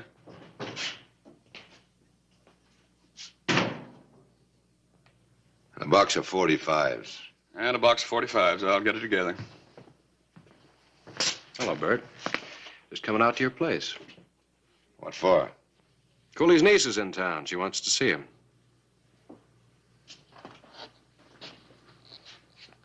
Never heard of any niece.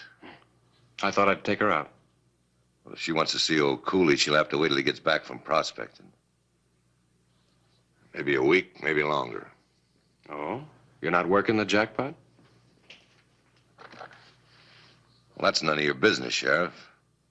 But it ain't unusual for old Cooley to go out looking for new diggings. Here's everything on Cooley's list, Bert. Jawbreakers and all. Jawbreakers? Cooley has them set out by the bushel. Well, Bert, what do you want me to tell the girl? She may still want me to take her out and have a look around. Don't, Sheriff. If you don't stop meddling in my affairs, you may just give me the excuse I've been looking for.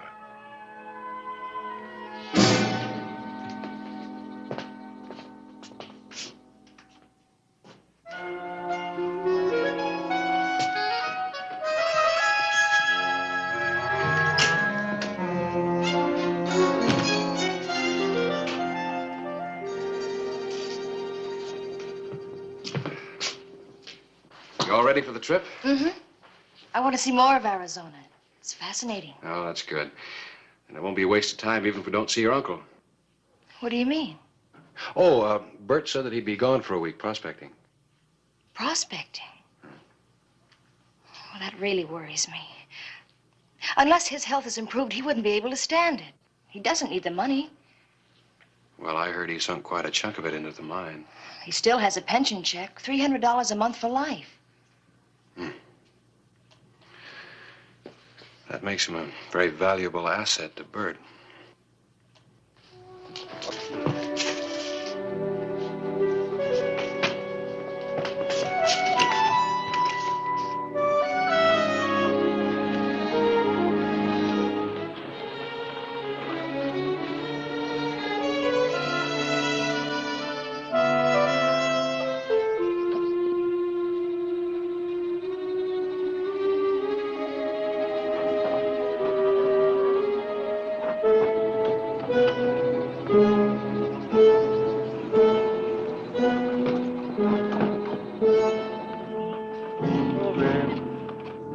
It's beautiful. What, that sign?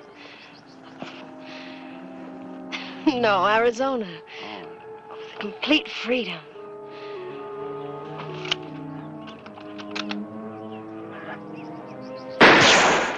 Hop, babe, hop. Come on. Hop, hop, hop, hop. Oh, babe. Could be he doesn't know who we are. You stay put.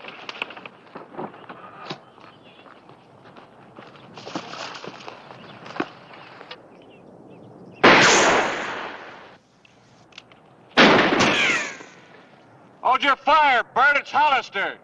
I'm coming in with Miss Cooley. Come ahead. Well, pitch the rifle.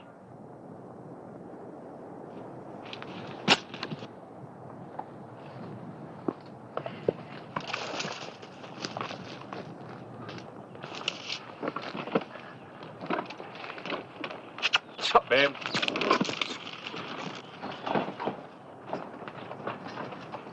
Oh, babe. I didn't know it was you, Sheriff.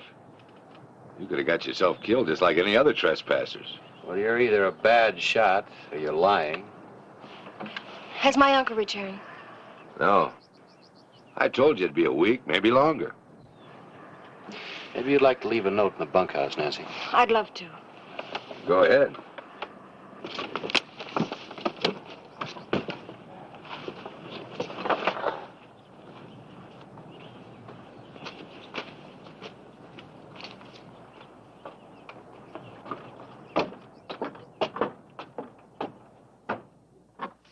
Seems just like Mr. Foster says. Yeah, looks that way. I guess I'm foolish to worry about my uncle. We better get back to Tombstone after I have a talk with Bert. Clay, why doesn't Mr. Foster like you? Well, we had some trouble one time. Come on.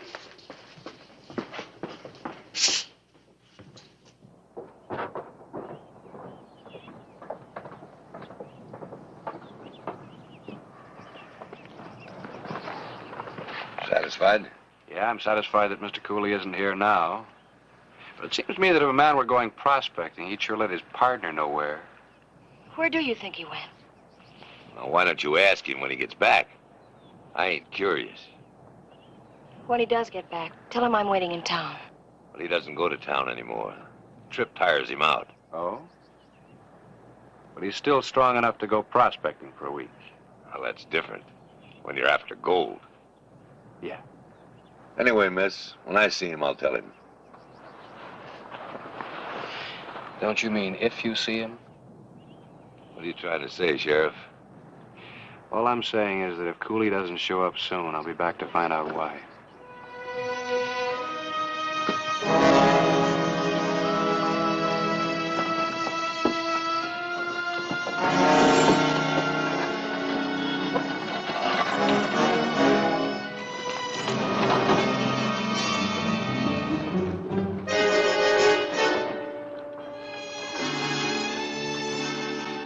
August 15, 1881.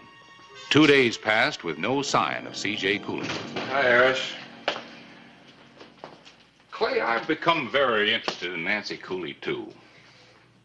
Oh? Well, after all, I am a reporter. Yeah. Look at this. I asked her to let me see the last letter she received from her uncle. And I thought there might be some clue. Well, nothing of real importance in any of them, just this one line. I don't know whether the jackpot will pan out or not, but I'd better stay with it as I'm getting too old to look for new diggings. Yeah, I see what you mean. So you're a pretty good reporter. Yeah, I know. But Bert Foster isn't telling all he knows. Yeah, I'd already figured that out. Let's take this over to the bank.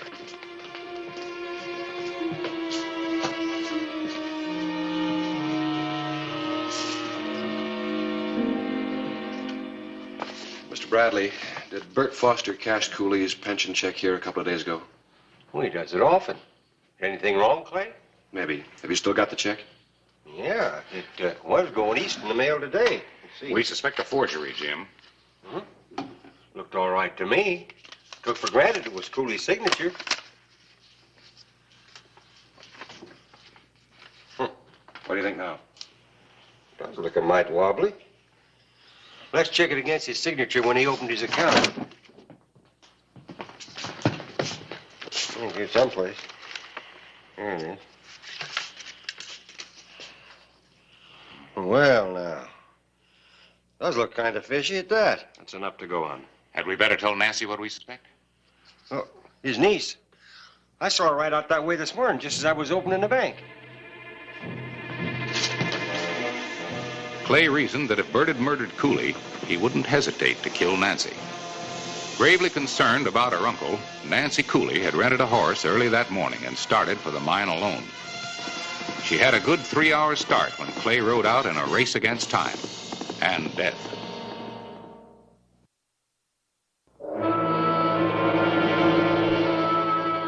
Noon, August 15, 1881.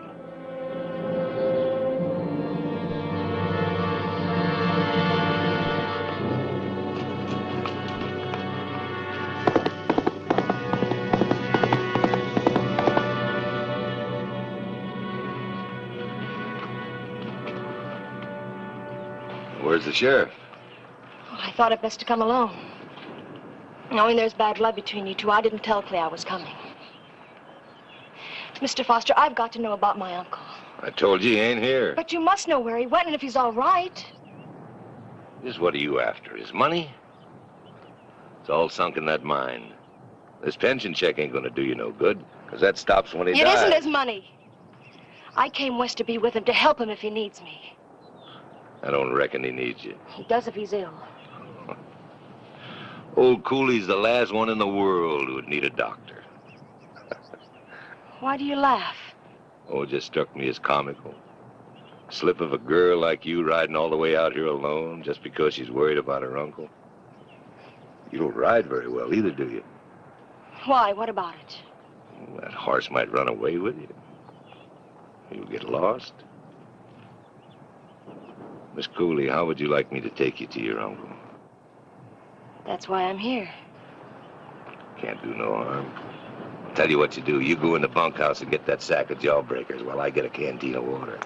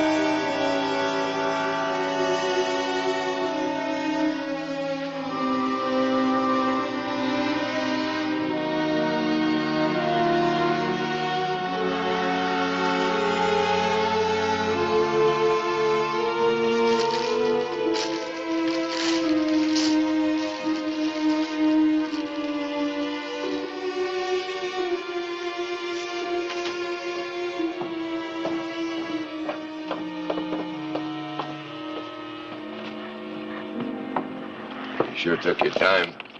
I was looking for anything else my uncle might need. I'll put those in my saddlebag. I can manage him. You'll have your hands full with the horse. I'll manage if you'll help me up.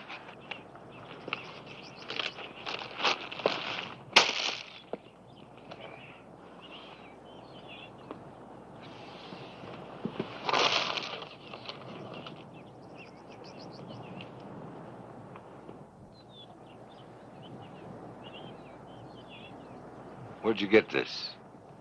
I thought my uncle had forgotten it. Old Cooley never used a gun. I even forgot he had one.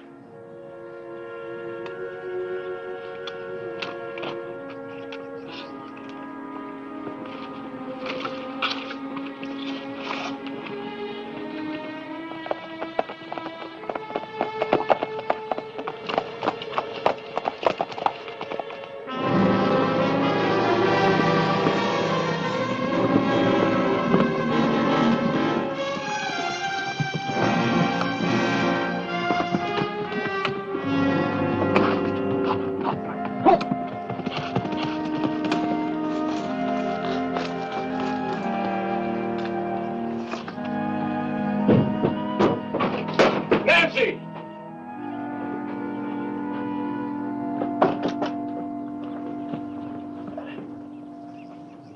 Nancy!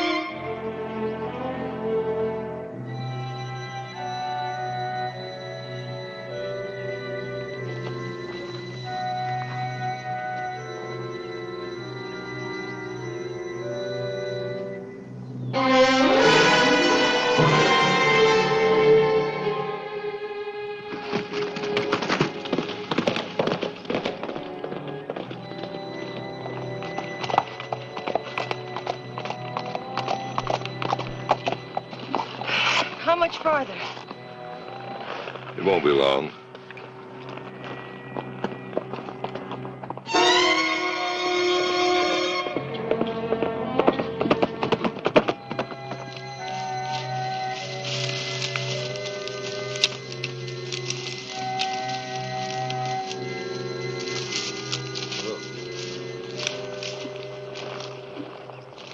Where's my uncle? Get down. I'm going to take you to him. You're lying. That's right, I'm lying. What's happened to him? Tell me. He's dead. Dead. Now I'm going to have to kill you, too. Why? There's no one will know, and old Cooley's pension checks will keep right on rolling in. Of course, I'll make it look like an accident, like your horse ran away and you hit your head on that limb.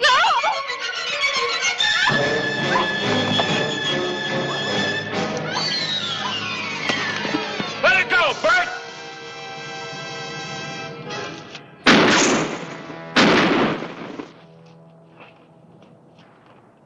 Let the girl come out. Come in and get her. You've already got a murder charge against you, Bert. You can only hang me once.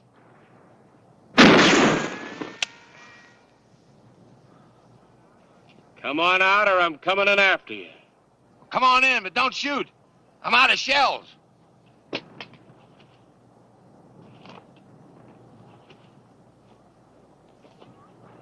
Look out, Clay. He has another gun.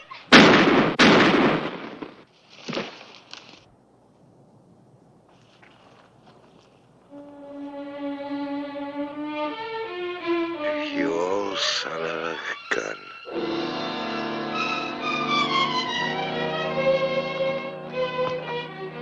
Thanks.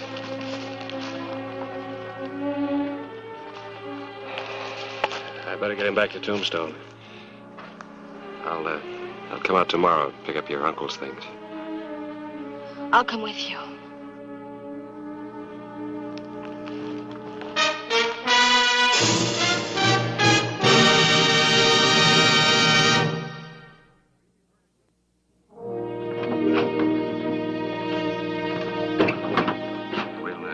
to get Cooley moved up to Boot Hill. Yeah, I'll send the boys out tomorrow.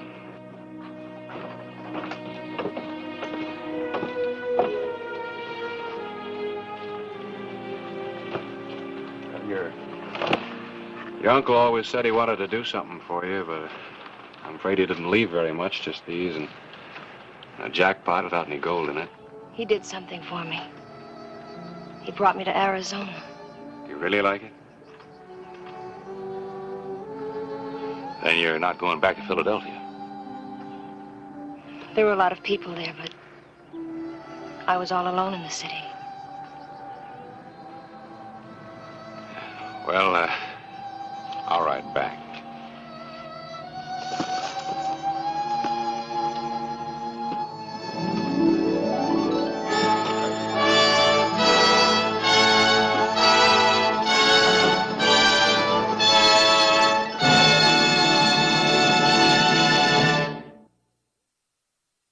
Whistle me up a memory, whistle me back where I wanna be, whistle a tune that'll carry me to Tombstone territory.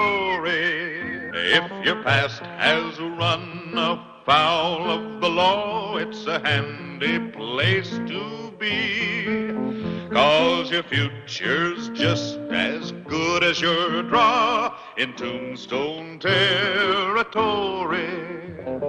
Whistle me up a memory, whistle me back where I wanna be, to Tombstone territory. I said half in advance. I meant spending money, not this. Would you prefer I contact someone else, Mr. Reardon? Well? He'll be on a slab before dark tomorrow. Look, I know it ain't no business of mine, but what do you got against Hollister? Nothing at all. I hardly know the man. I merely wanted to find out what would happen if two such men as you and Sheriff Hollister met on even terms. You saying you want me to call him out gun to gun? Well, I'm not paying you $500 to shoot him in the back. As a matter of fact, you're missing a golden opportunity. I saw him downstairs in the lobby just now. You're loco, Plum, dog loco. Well, that's the way it has to be, face to face. You do want the other half of that bill, don't you? You want that kind of shootout, you do it yourself. Come to think of it, I don't have to shoot nobody for the other half of this bill. Unless it's you. I underestimated you, Mr. Reardon. Of course, I'll pay you.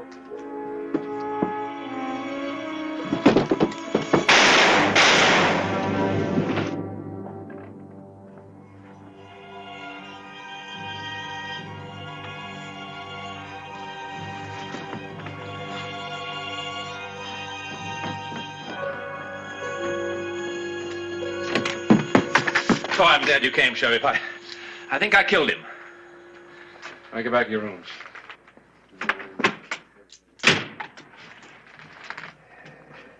He is dead, isn't he? Yeah, he's dead.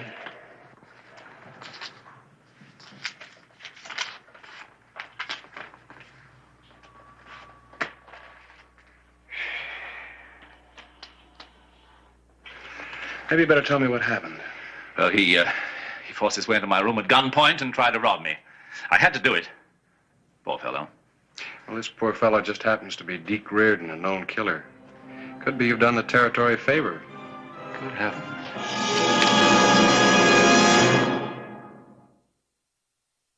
Tombstone territory.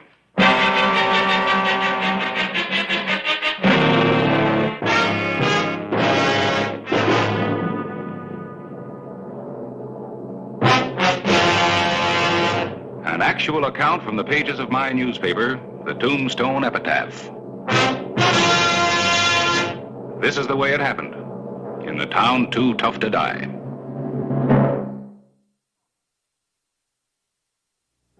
Doesn't look counterfeit. Might as well be.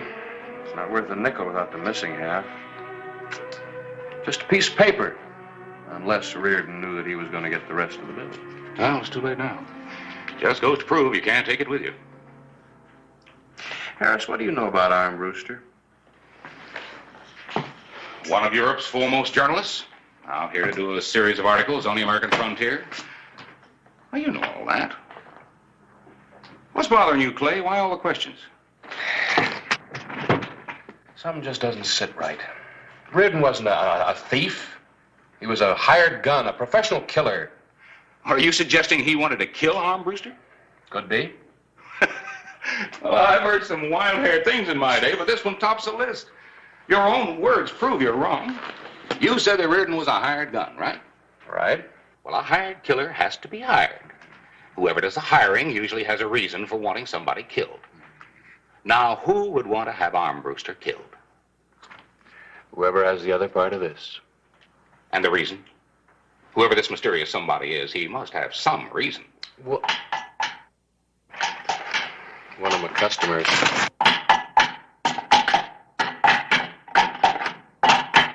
All right. That judge said I was supposed to hang, Sheriff, not starve to death. All right, anything special you want? Yeah, a hacksaw and a gun. Will you settle for a steak? Chicken? Fried chicken? Fried chicken. Harlan? Yeah, he's hungry. When are you taking him up to Prescott? In the morning. Harris, will you do me a favor? Will you talk to Armbruster, kind of feel him out? If somebody has ill will against him, he'll know who. Yeah, I'll talk to him. I'll take him to dinner tonight, and I'll ask him if he knows who wants him dead for $500.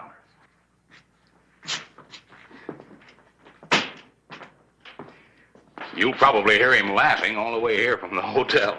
All right, I'll be listening.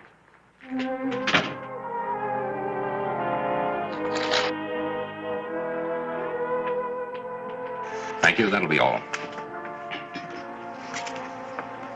You know, come to think of it, there is one possibility. You mean there is someone who might want to have you shot?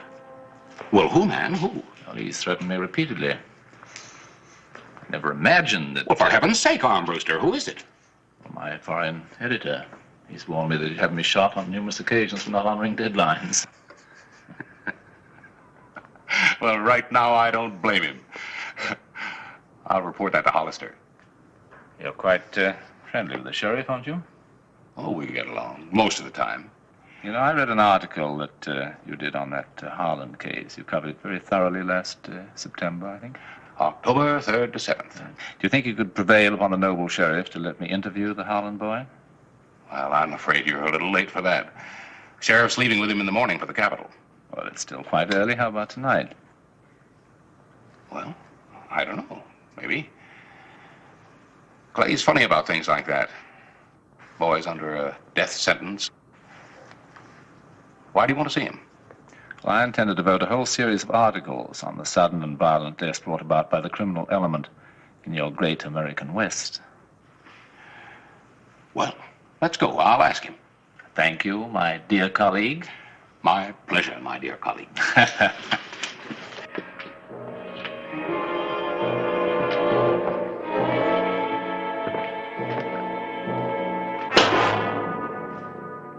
Well, the first couple of times, it's kind of scary, I guess. Because you never know whether that other fella might not be a little faster than you are. But then after a while, all that scariness just goes away. Gets real easy. Gets to be just like it was nothing. Nothing at all. And I could take any of them without even trying to, because I was Top Gun. You hear me, mister? Top Gun. Nobody in this whole world can take Danny Harlan. Nobody. Wasn't the money, was it, Harlan? You would have been the same without money, wouldn't you? You had to kill so you'd feel bigger and better than men, wiser and smarter than yourself. Isn't that the truth? You had to kill. Your miserable little ego demanded it. Isn't that right? You let me alone. Go on, get out of here and let me alone. What's wrong, Harlan? You afraid? Does the thought of the noose frighten you? Shut up, will you? Will you just get out and shut up? Don't whisper, Harlan. You're tough. You're a killer. People fear you. A man like you should roar, not whisper. You're a tiger, Harlan. You were a tiger when you were killing other men. Are you going to die like a bleating lamb? Oh, you! You hear me? I'll kill you. That's it, Harlan. A tiger. Not a bleating lamb who's terrified of the butcher's steel. Die as you lived, Harlan, and 3 million people will read about your death and remember. Don't disappoint them, Harlan. Don't let them realize you were really a terrified sheep at heart who masqueraded as a tiger. We must help them believe what we want them to believe, Harlan. Don't let them down. Don't let them down.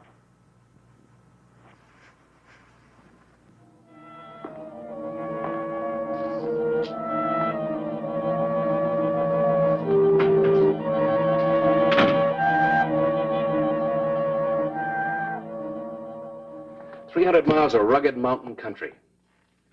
May not be Khyber Pass, but we have a healthy respect for it. He's right, Armbruster. I've been through that country. It's no Sunday canter in the park. Well, a little inconvenience is a small price to pay for a good article.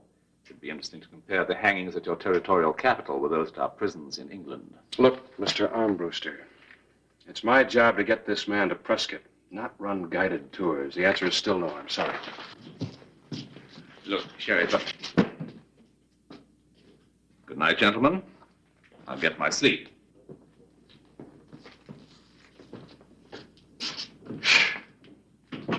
Newspaper men.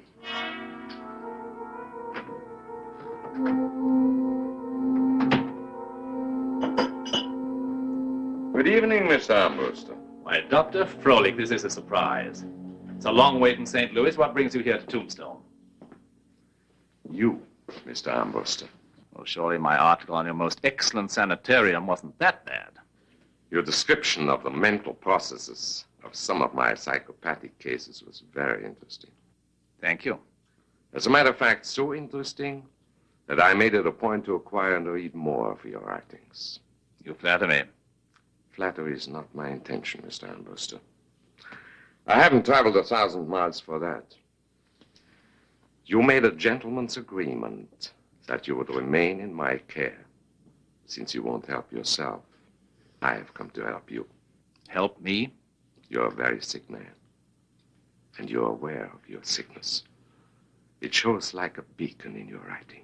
Look here, Dr. Froelich. No layman could have the inside of the criminal mind, such as you described in your article, unless he himself experienced such urges and pressures.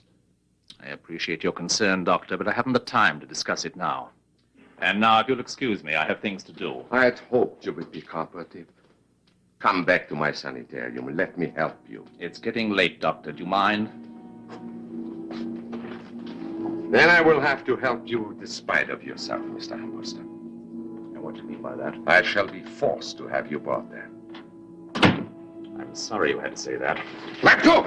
Let go! What do you think you're doing? I regret the necessity of this, Doctor. I'd regret being committed to an institution even more.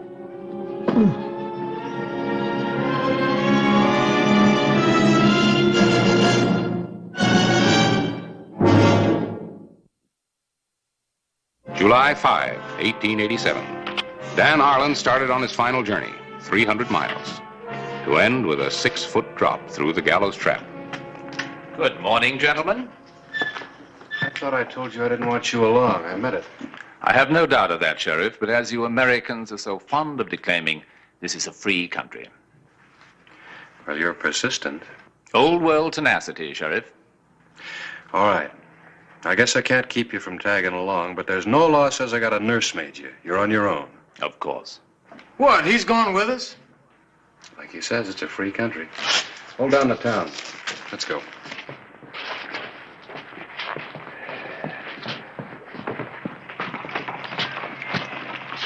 Well, have a good trip, men.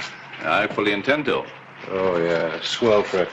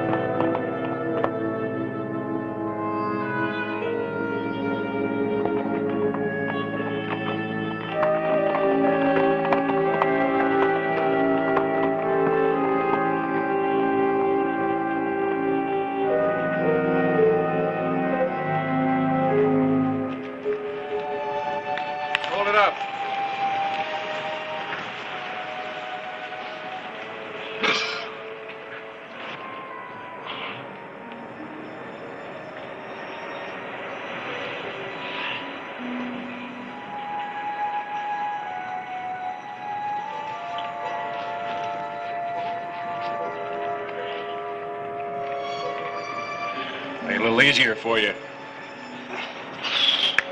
Run in front.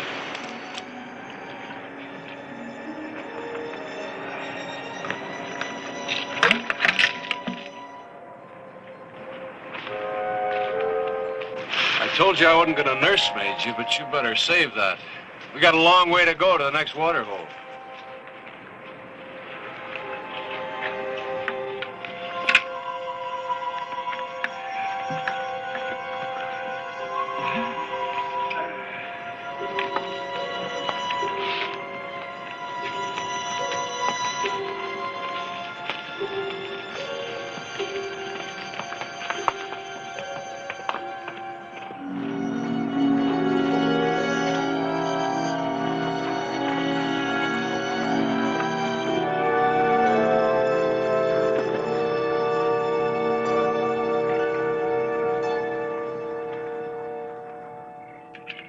You know, there's no sensation in the world like bagging your first tiger.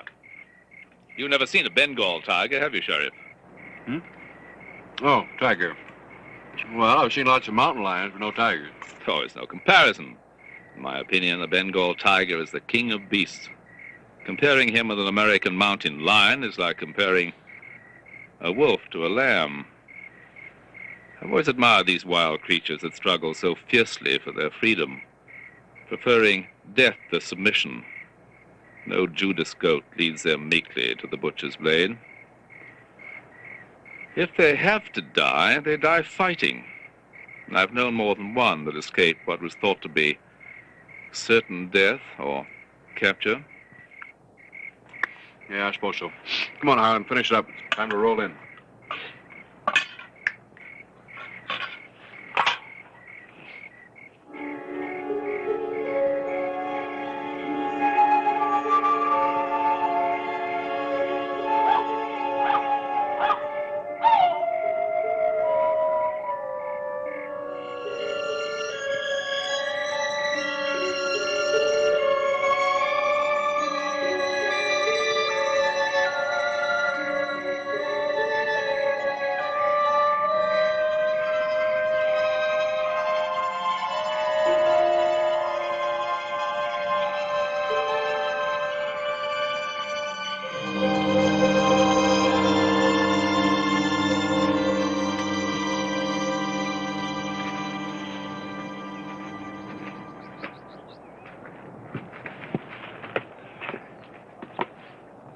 You see them anywhere?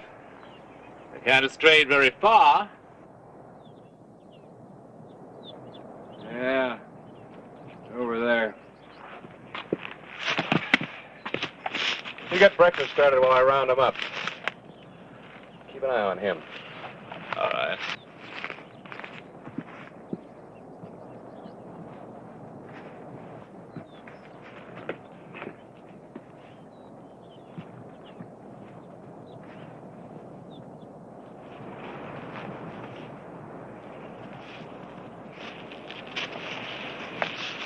Well, are we a tiger this morning or a little lamb being led to the slaughter?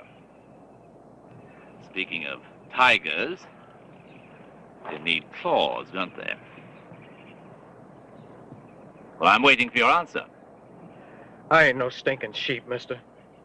You just let me get my hands on that gun, I'll show you what I am right off. I might do that, under certain conditions. You funning me. Maybe I ain't so smart, mister, but I ain't loco neither. You let me alone, you understand? You just let me alone. You stupid little swine, keep your mouth shut and listen. That's better. Much better.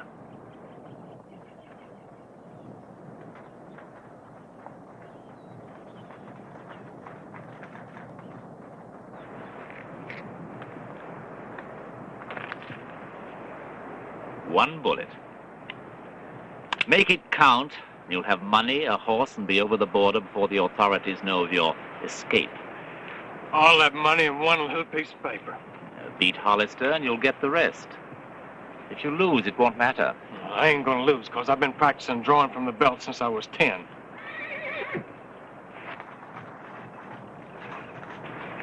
Here, take it.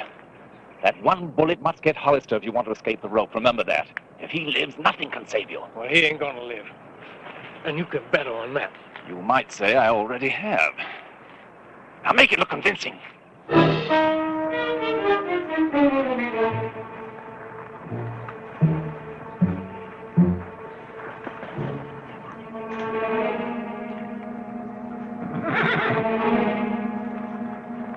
You're a tiger, Harlan, remember?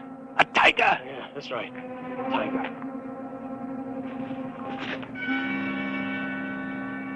What are you waiting for, Sheriff? Come on in. We got a little talking to do. You haven't got a chance, Harlan. I got the horses and the key to your leg iron. You're playing a losing game. Now let Mr. Armbruster go and pitch the gun. Ha! I got nothing but a noose waiting for me. No matter what happens, I can't be no worse off. I'll make a deal with you. We fight it out, man to man. I'll put my gun in my belt, then you step out and we draw, even. What about it, Sheriff? You got the nerve to try me? All I gotta do is wait, Harlan. Well, what about the newspaper gent? You forgetting him? I got a hanging out already, so it ain't gonna hurt me none if I blow his head off.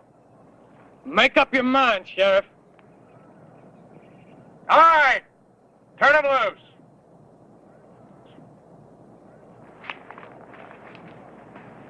You let go of me, Sheriff. Harlan's gun in his belt? It's in his belt. All right. I'm coming out.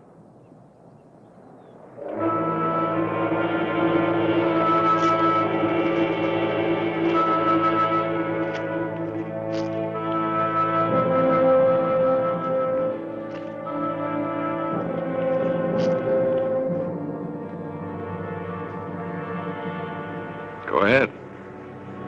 Make your play.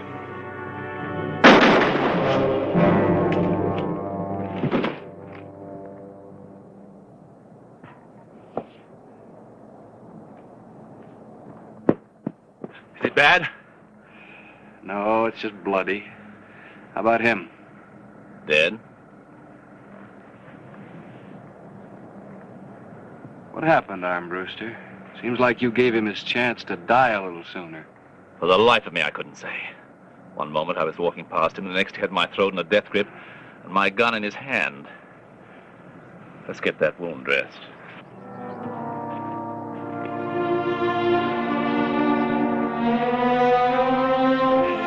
There's some bandages in my saddlebag.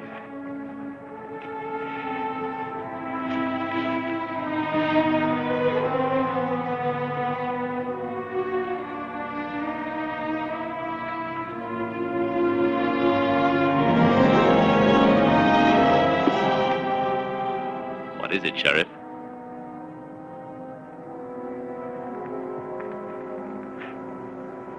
Who did you expect to get killed, Armbruster? Or didn't it matter to you? I'm afraid I don't follow your meaning. I wasn't altogether wrong about Reardon up in your hotel room, was I? Who was he supposed to kill to get this half? You, Sheriff. Nothing personal, of course. It was just a matter of observation, so that my writings could have that touch of realism for which they're so famous. You'd pay to have a man killed just so you could watch it and then write about it? Of course. But in doing so, I bring this moment of torment. Vicariously, of course, to 3 million readers, a fitting tribute for any man. Well, it's too bad they won't be able to read your account of your own hanging. I'm sorry, Sheriff, but I have other plans. First, I had to kill Reardon, then Dr. Froelich. Dr. Froelich? Oh, yes, I'm sure his body's already been found in an alley in Tombstone. Now, Sheriff, it's your turn. I'll say goodbye.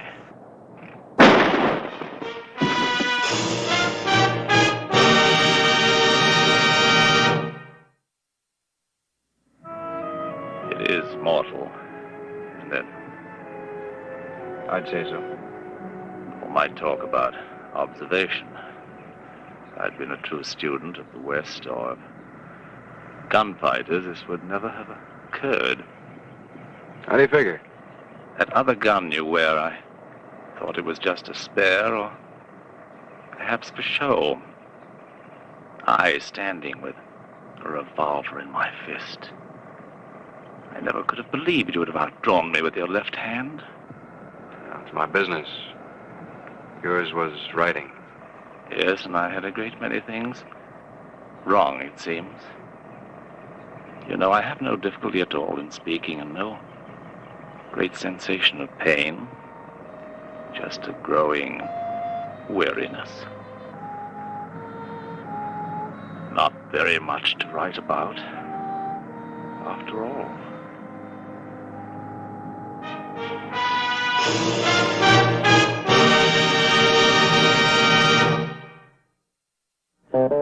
Whistle me up a memory, whistle me back where I wanna be, whistle a tune that'll carry me to Tombstone territory.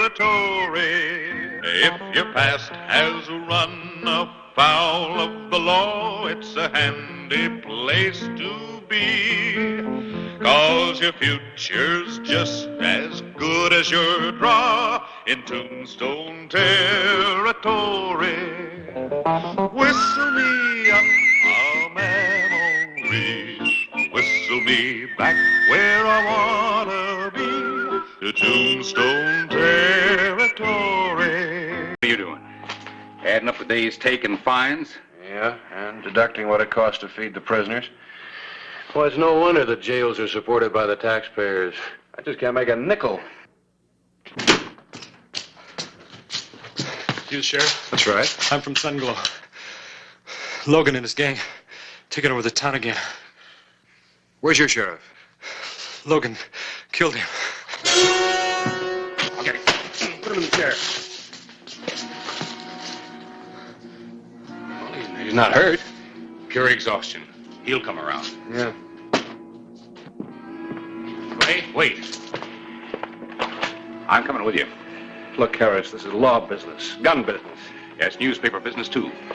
I'm coming. Well, all right, but you may be writing your own obituary.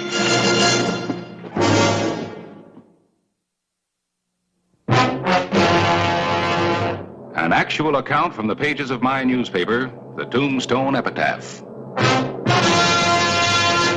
This is the way it happened. In the town too tough to die. Tombstone territory.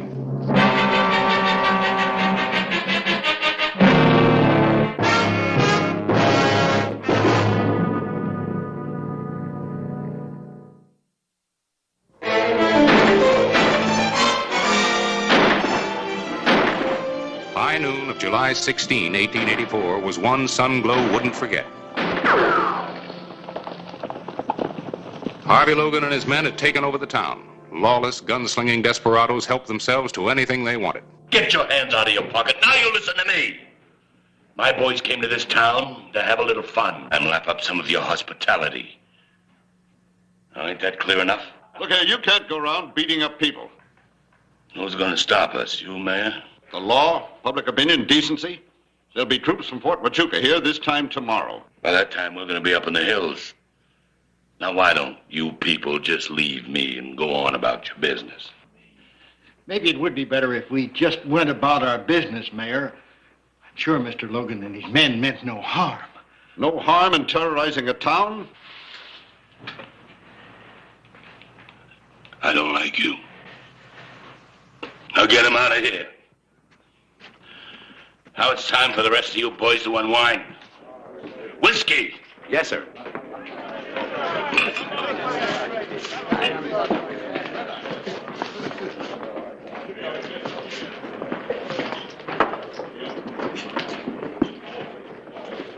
Play this here piano? Yeah, I play. Well, let's play. What's the matter? Don't you want a little drink? Do I have a choice? Oh, I like you. I made a mistake about you fellas. Oh, now, how is that? When I first saw you, I thought you were men, but I was wrong. You're animals, all of you. Sure, we're animals, all of us. Hey, Logan! Thought I told you to keep watching the road. Well, I was watching all right, Logan. There's a couple of riders coming in from Tombstone way. One of them's wearing a star. Oh. We're gonna have some company, huh? You get back out in the street, and you make sure everybody clears that street, because we're gonna have a party, a real surprise party. Up, everybody! We'll play later. Now, these two riders that are coming into town, let's give them a big welcome. Come on.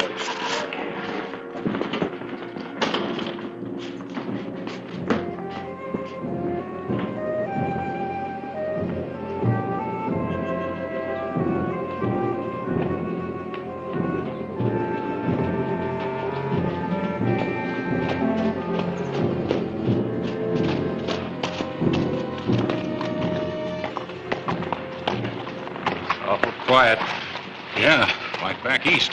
That's still just before a tornado hits.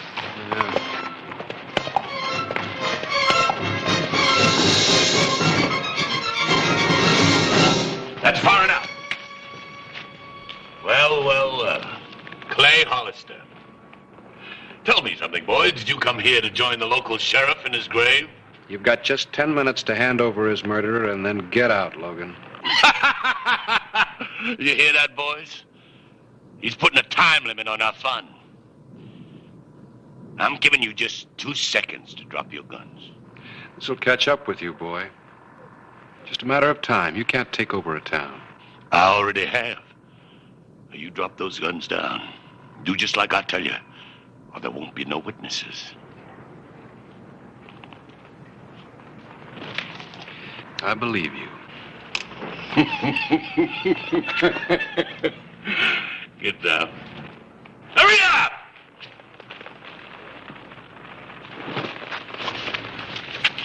What are you doing here, Logan? Well, now, this ain't Tombstone, Hollister. And I ain't beholden to answer none of your questions. Sunglow's in the county. Yeah, I know that. But me and the boys are celebrating. And you know something? You're just in time to join the celebration.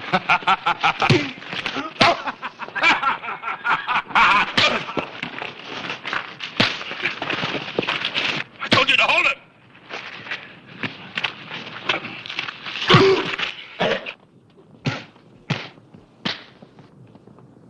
Well, that's my kind of celebrating, Mr. Hollister. Now there's a new sheriff in the town, namely me. You go on, get him in the lockup. Take Horace Greeley with him.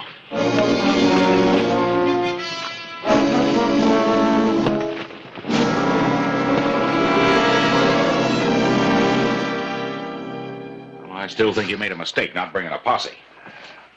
Look, Harris, you ride into a town with an army, you gotta fight. A lot of townspeople get killed. Well, what do we do now?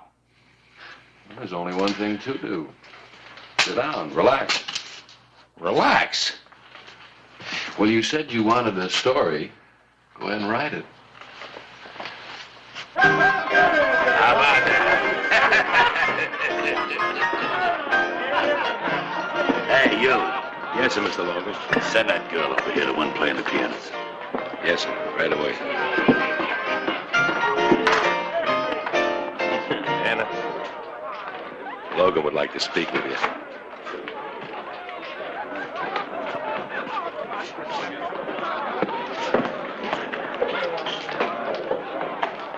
You want to see me? Yeah, sure. I want to see you. Pull up a chair and sit down, huh? Well, thank you.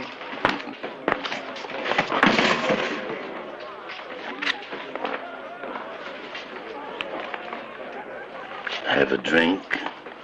Why not? Yeah, why not? You know, as long as you're here, you're mine, right? Why not?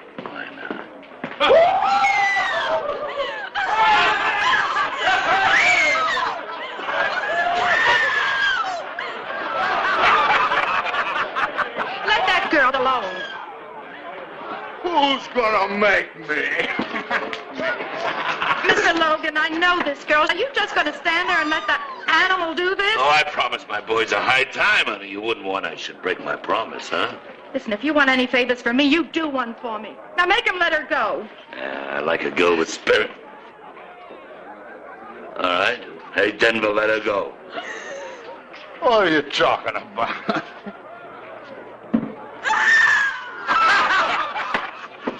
I can't let it go. Come on, Ted, get out of here. You shouldn't have done that, Logan. You want an argument about it?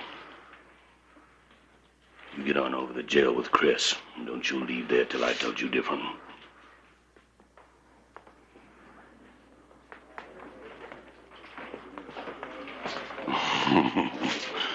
Where was we, honey?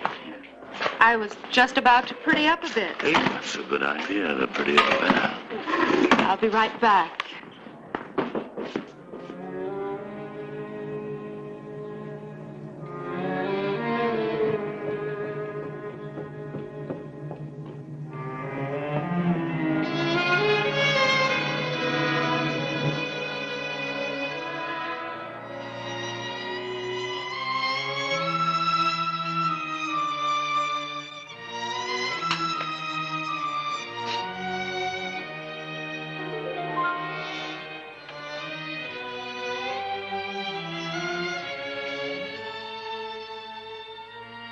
Who is it? A friend. I have a present for you.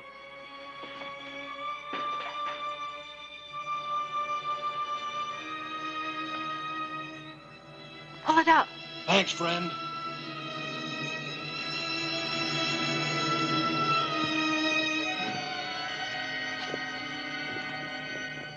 I'm sick of sitting here nursemaiding that sheriff while everybody else is out having fun. Yeah, well, I ain't having no fun.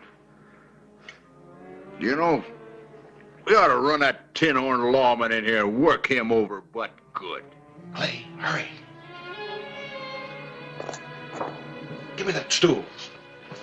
Won't do no harm to learn him a little respect.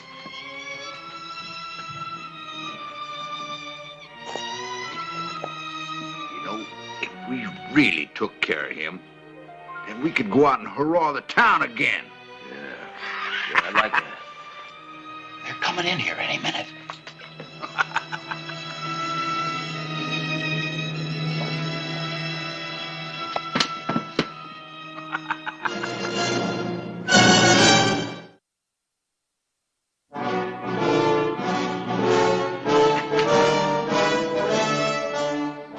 Let's go get him.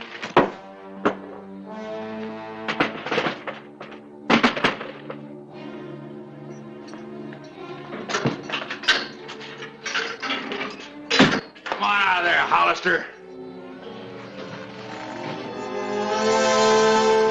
Come on. Hey, where'd you get that? You haven't got a chance, Hollister. Get the gun, Sheriff.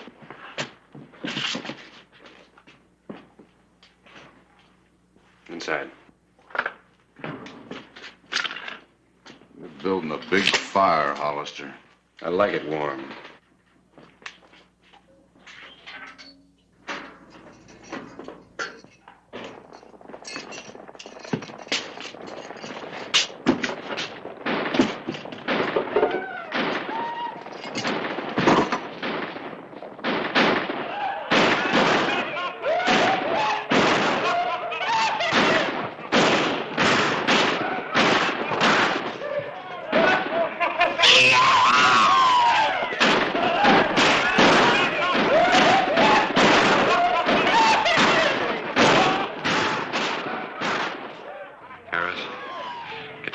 Townspeople as you can. I'll meet you in an hour over there at the general store. And I have them come in the back way. Look. But, gentlemen, they'll be gone come morning. What's the sense in risking our lives and property? Why, sure. Besides, they were just having a little fun. Fun? Your sheriff's been killed. And today, a man by the name of Mabry was murdered. Would you care to tell Mrs. Mabry the boys were just having a little fun? Well, Don't you realize that your town's been taken over by a gang of criminals? Doesn't that mean anything to you? To any of you? But, well, it's only for one night. Clay, you just gotta be reasonable. What's the use of us risking our lives and our property? That's exactly what the Romans said when the Vandals were at the gates just before they burned Rome. Well, I'm with you, Clay. All the way. Thanks, Harris.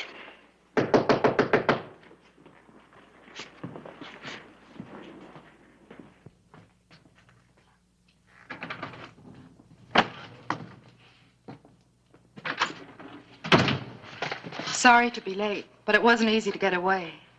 Welcome. Friend?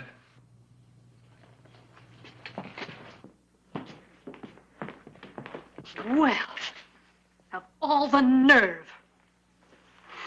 Yes, you're right, Mrs. Spence. This young lady does have more nerve and more courage than all of the rest of you put together. Well, Can I count on any of you? I got a family, Clay. A lot of you people fought Apaches when you first came out here. Now you're gonna let a bunch of yahoos take the town away from you. The town will still be here after they ride off. Yeah, but it won't be the same town. And you won't be the same people. but we'll be alive, Mr. Hollister. Don't bet on it. Well, thank you very much, gentlemen. And ladies, I've had my say. You know, they call Tombstone the town too tough to die. Well, they'll be calling Sunglow the town too scared to live. Maybe I can help, Mr. Hollister. What can a saloon woman do? You'd be surprised, madam. I'll bet you'd be terribly surprised. I'm listening, ma'am. Logan tells me I'm his girl. For as long as he's here, I am. Be at my place at 10. He'll be there. Until 10, then, Mr. Hollister? Till 10.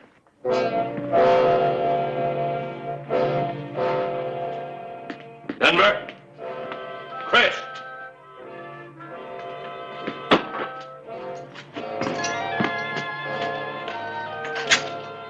Come out of there! Logan, he tricked us. He had a gun hid. You stupid fool! Somebody passed him that gun. They'll pay for that. We came to this town to celebrate, and we're going to celebrate. And then we're going to burn it to the ground. I'm getting thirsty. Come on.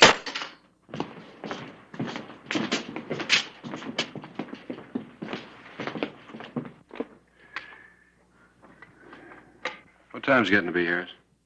20 minutes of 10.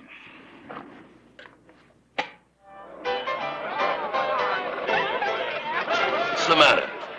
Something bothering you? I have to live here. If any of the townspeople see me being too friendly with you, I won't stand a chance in Sunglow. Don't worry about it. When we get through, there ain't going to be no town. What do you mean? We're going to have us a fire, a real big fire.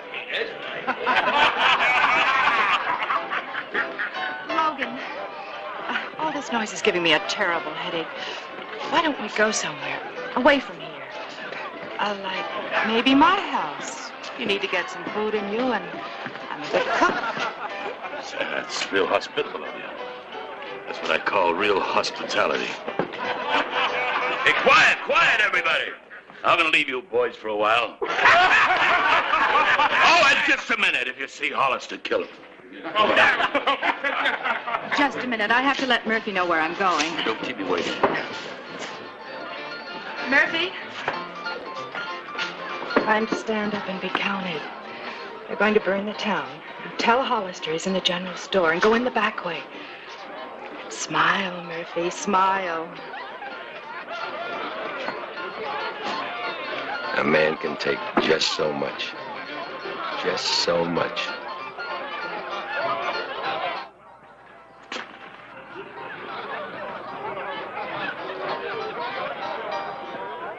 There she goes. Logan with her? She said he would be.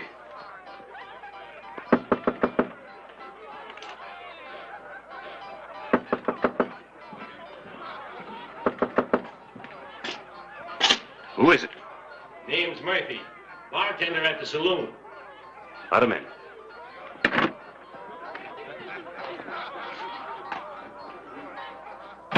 Anna told me you were here. They're going to burn the town, Sheriff. Before they leave, they're going to burn it. They all over there? All except Logan. And they're all pretty drunk.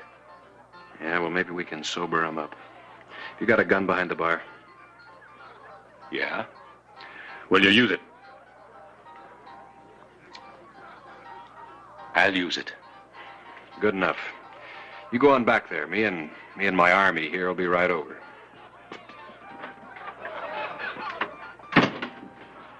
Strange, isn't it? What's that? How the only two people in town willing to defend it are a saloon woman and a saloon keeper. Yeah. You ready? Yeah.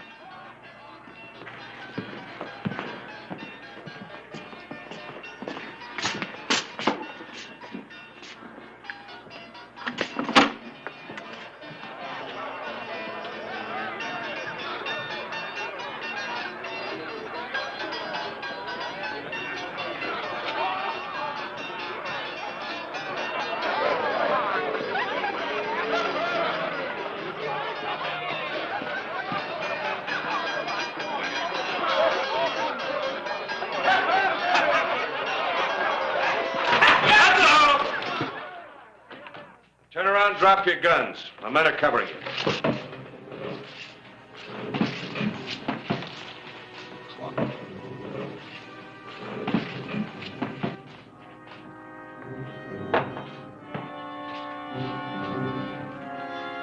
What's the matter with you boys? He doesn't have any men. Take him.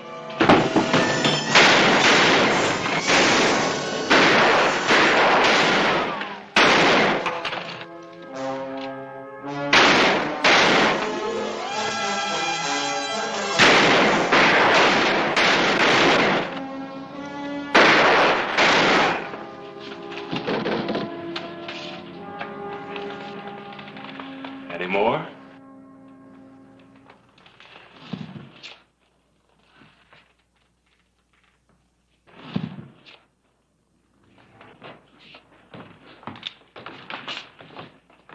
Keep an eye on him, Harris. I'm gonna go get Logan. All right, over with the rest of them.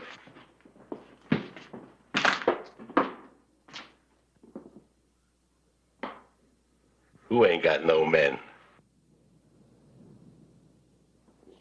Oh, come on, have another. No, you don't. Logan! Logan! Logan! What do you want? We got a ride. The boys are all shot up. Why? It's Hollister. We haven't got a chance.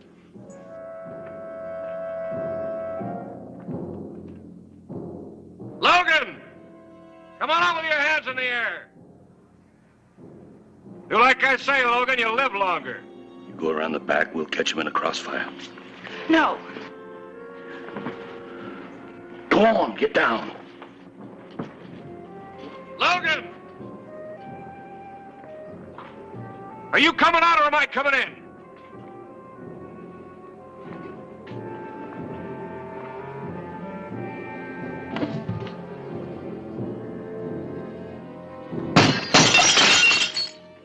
Supposing we settle this, Hollister. Just you and me. All right. You've called it.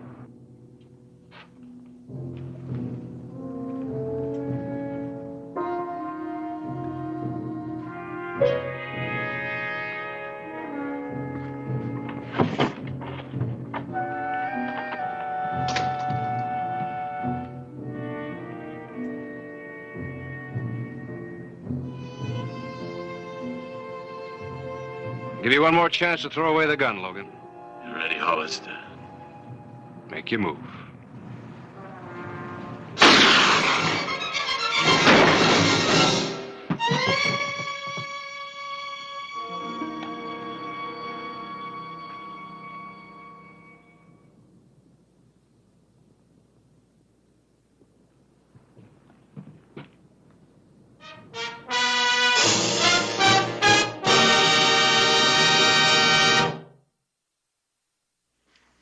Sheriff Hollister, on behalf of a grateful town, I want to thank you.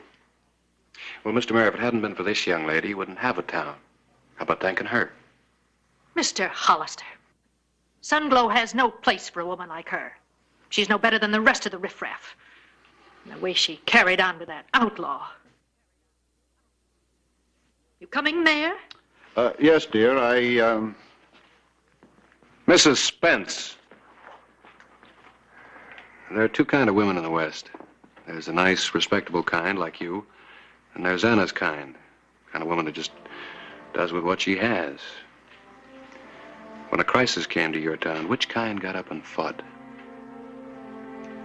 Well, Mayor. Thanks again.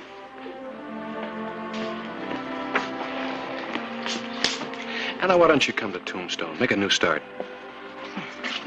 No, Clay, it's like you said, there's her kind and my kind, and the town doesn't make any difference. Goodbye. Goodbye, friend.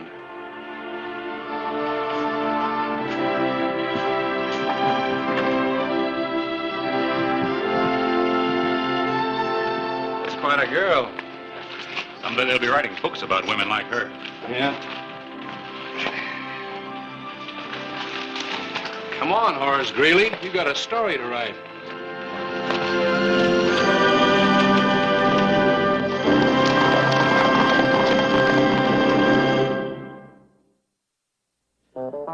Whistle me up a memory, whistle me back where I wanna be, whistle a tune that'll carry me to Tombstone territory.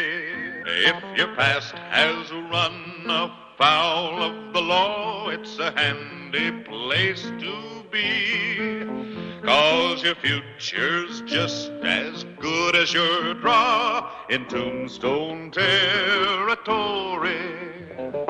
Whistle me up a memory, whistle me back where I wanna be, to Tombstone territory. শুনেন, কালকের খেলায় আপনি হারবেন।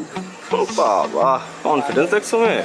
যদি না হারছেন তাহলে কিন্তু বললাম এটা দিয়ে আমি আমার হাতে আপনার নাম লিখুন। মানে তো তখনই বুঝবেন যখন এটা দায় আপনার উপর পড়ব। ওই দিনকার তোরে হাত খরচের লেগা 5,000 টাকা দিয়েছিলাম। আবার টাকা কি গাছে ধরে? আব্বা জান, আপনি তো কত টাকাই কামান, 5,000 টাকা দিলে আপনার কি হয়? আমি আপনার একমাত্র আমার মাইয়া, তো আমার পিছনে খরচ করবেন না, কার পিছনে করবেন?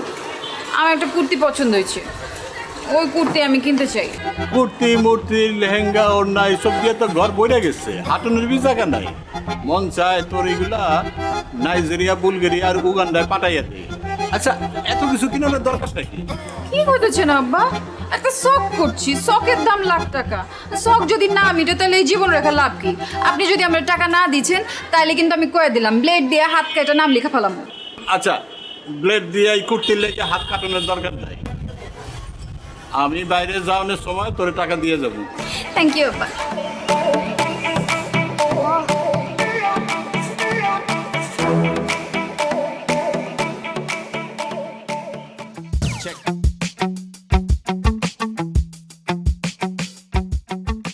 আচ্ছা লাইলি, তুমি এরকম প্রতিদিন কোনো পড়াই কমপ্লিট করছো না।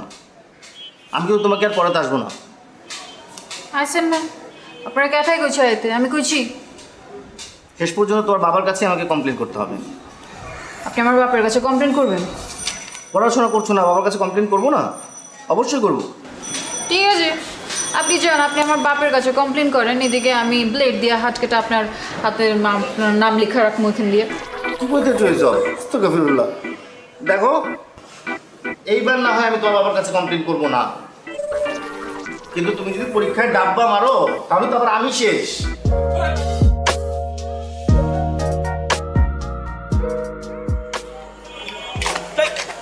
ও তুমি ডরাইছেন? ডরাবো কেন? মাকে এরকম আতকা মায়া মনের সামনে চলে আসলে তো একটু চিন্তা লাগেই। আর কালকে আবার তোমার মামার সাথে চ্যালেঞ্জ, বললাইছো শেষবার মতো চুল দাঁড়িয়ে আশ্রয় আসতে। শুনেন, কালকের খেলায় আপনি হারবেন। বাবা, কনফিডেন্স দেখছো মেয়ে? যদি না হারছেন তাহলে কিন্তু বললাম এটা দিয়ে আমি আমার হাতে আপনার নাম লিখুন। মানে তো তখনই বুঝবেন যখন এটা দায় আপনার উপর পড়ব। সরেন। আরে ভাই, নাম লিখবা মানে? কি মুসিবতে বললাম, জিততে না পারে এখন 2 নাম্বারই।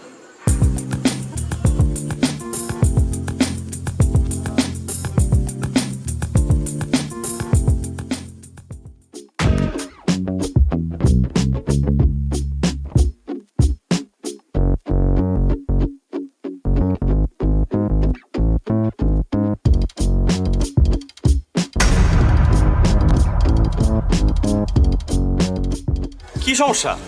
যাইতে দিতেছ না কেন? সমস্যা আমার না আপনার। আপনি কি মানুষ না খুনি? মানে? মানে বোঝেন না?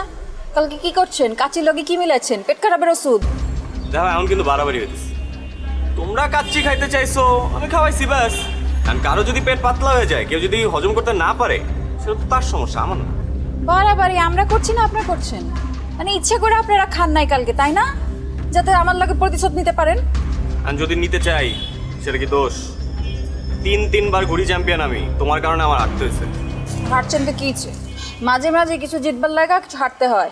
এই তোমার কাছে হাইরে আমি কি জিতছি? হ্যাঁ, আমারই জিতছেন, আমার মন জিতছেন। এই দেখো তুমি আমার আবার কোনো কিছু তো ফাঁসাইছো, আমি বুঝছি। এইসব ফান্দে আমি পা দিতেছি না, প্লিজ। আমি আপনারে ফাঁসাই নাই, আপনি আমারে ফাঁসাইছেন। আমি তো আপনার প্রেমে পড়ে গেছি free master.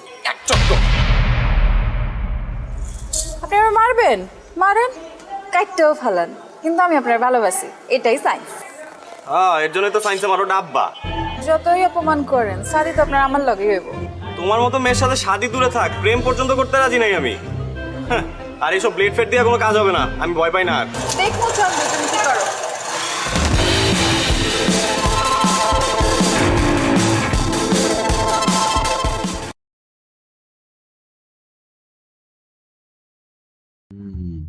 Được. Khổng lồ, một khổng lồ cái gì đấy?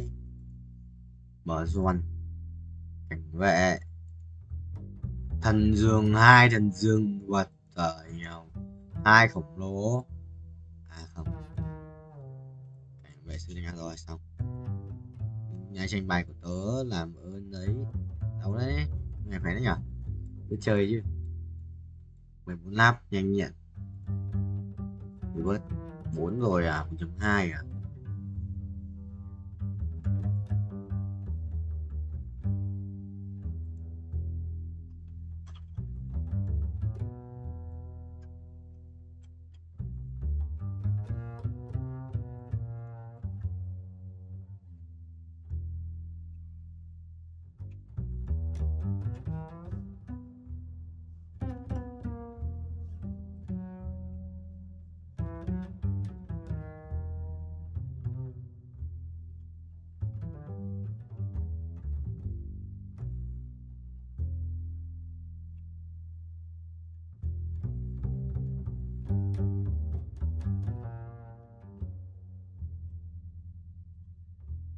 Dương ơi, đây chuyển chuột tội. Thú tượng với cả giáp máu ánh sáng thì cái nào ánh sáng ngon hơn?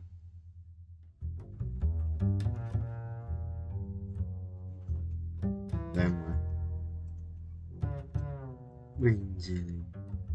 200 lap đi, không thật này. À 51 này. 200 lap được đấy. Được 200 lap. À không nhả tiếp được rồi.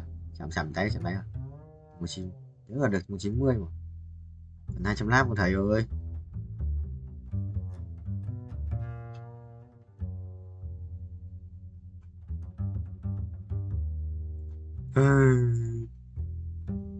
Bớt cho đủ 80 củ bớt lần nữa ăn đét vậy rồi tao bớt lần nữa xong rồi tao mới cút bên kia bớt 5 ấy xong rồi mình cút bên kia được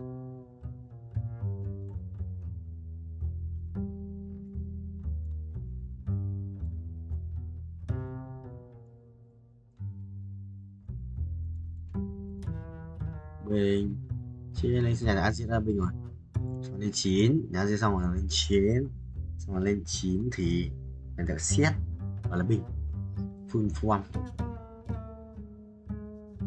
rồi form này có nhắc là cái gì đâu what chứ sao không nhắc được hắc ám kìa nhắc được tử thần hắc ám chỉ có June thôi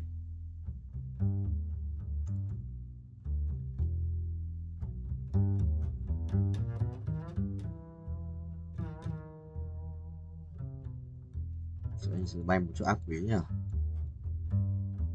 mèo mèo mèo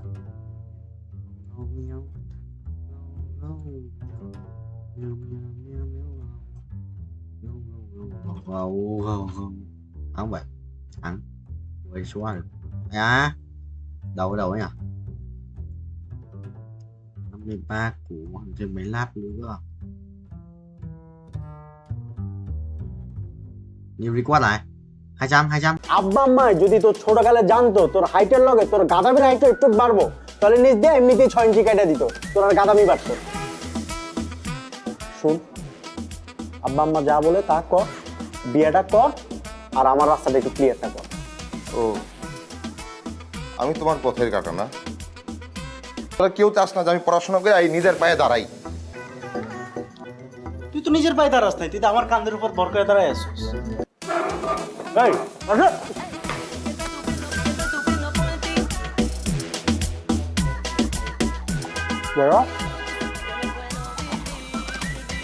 এই, কি তোরা সকালবেলা এরকম কাঁদতেছিস কেন?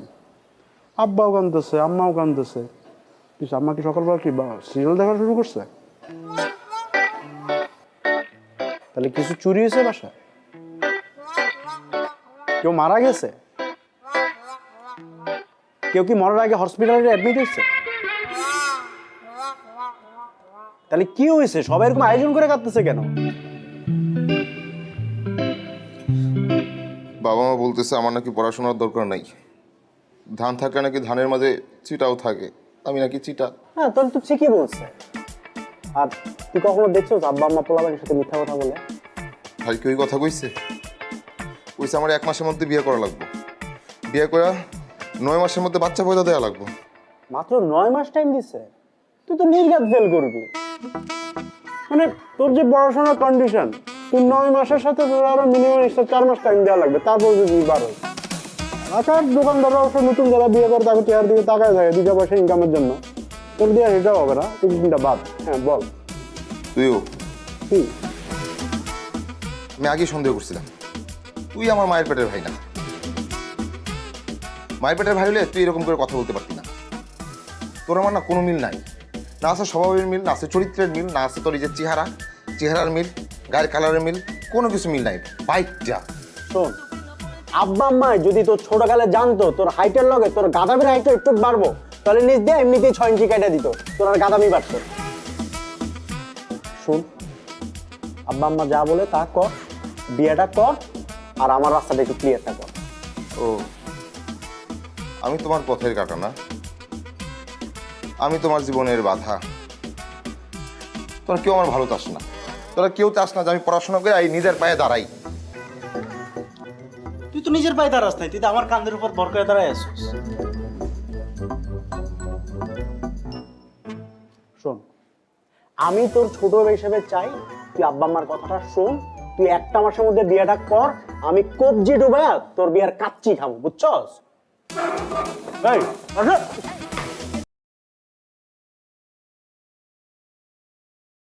Cũng đau vậy? Tao sửa cả mày đi, anh chơi lắm. Đừng nhặt nhầm đồ, đừng nhặt nhầm đồ, đừng nhặt nhầm đồ, đừng nhặt nhầm đồ. Xong. Có đủ đồ này. Chả có nằm gì này, có ấn gì à? Ấn gì ấy? Ấn thần thoại, ấn sử ra. Trốn nào? Trốn khó. 400 củ đây. Vì có phải nữa là 531 củ. Tiền perfect. Không nhỉ? Perfect. Navy code 416 lap. Qua 400 lap rồi. Rồi.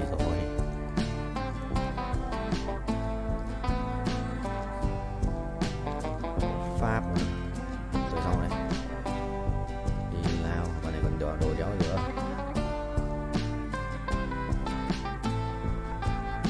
Còn nào đạp phép không? Sắt thường phép này. Sắt 500 sắt thường phép này. Con này full sắt thường phép này. Ok.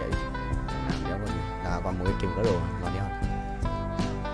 Ok, xong. Thì với ai đây? Ba cái thằng kia. Bạn kia có lắc thì sự láo đấy.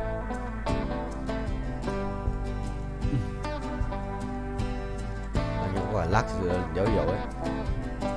500 củ thiếu 30 triệu nữa. Thiếu 26 triệu. Mốt nữa thì sẽ được là đủ tiền để stream bớt hơn nữa. Nên 6.6 thôi. 6.4 nhỉ, quên mất rồi. Nhưng mà là tầm 6 chấm hơn. Yes. Mày A2 nữa là xong. A2 nữa là xong game. Ui rê. Hỏng ấy, hỏng. Hỏng đấy. Ui tí cút đánh bóng ạ. Bóng thằng nào ấy. Hộ cái đi. Thằng bốc lửa. Gì tí thua. Chi. Dòng phóng nó tí cút.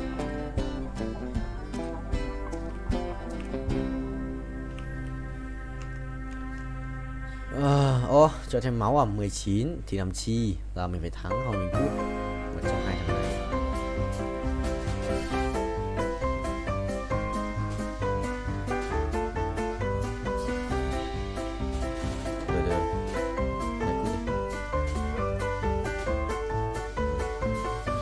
Được, vẫn đéo đủ. Đéo ra át này. Thằng này cầm 2 con át. Một thằng cầm 2 con át này. Thằng này không cầm át nào. Nó muốn lửa, đéo giết nó rồi. Nó 5 máu rồi, bây giờ thì 15. Nó mà chết mình chỉ chết.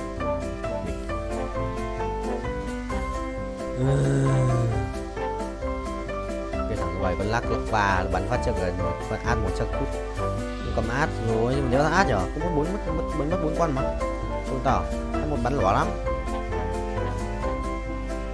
để bảo mà một bắn lỏ nhất còn bị cc bị hết tung nữa trốn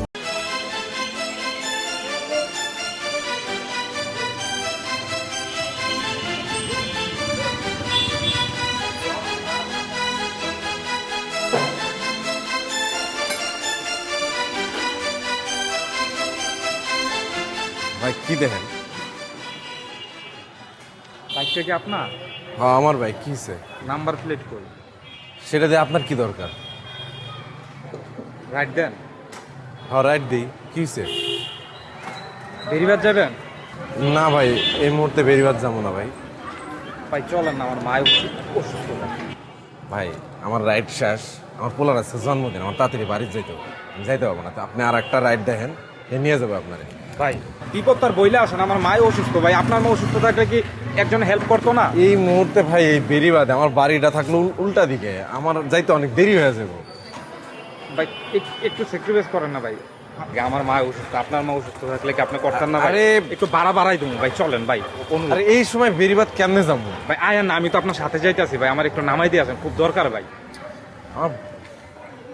চলেন ভাই। আচ্ছা ঠিক আছে চলেন।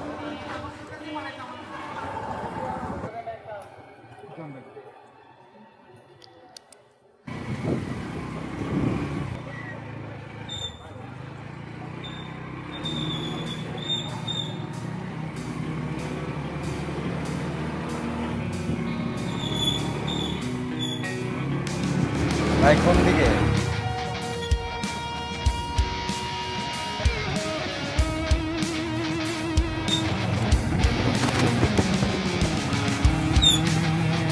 ভাই আর কোন দিকে যাবো কোন তো?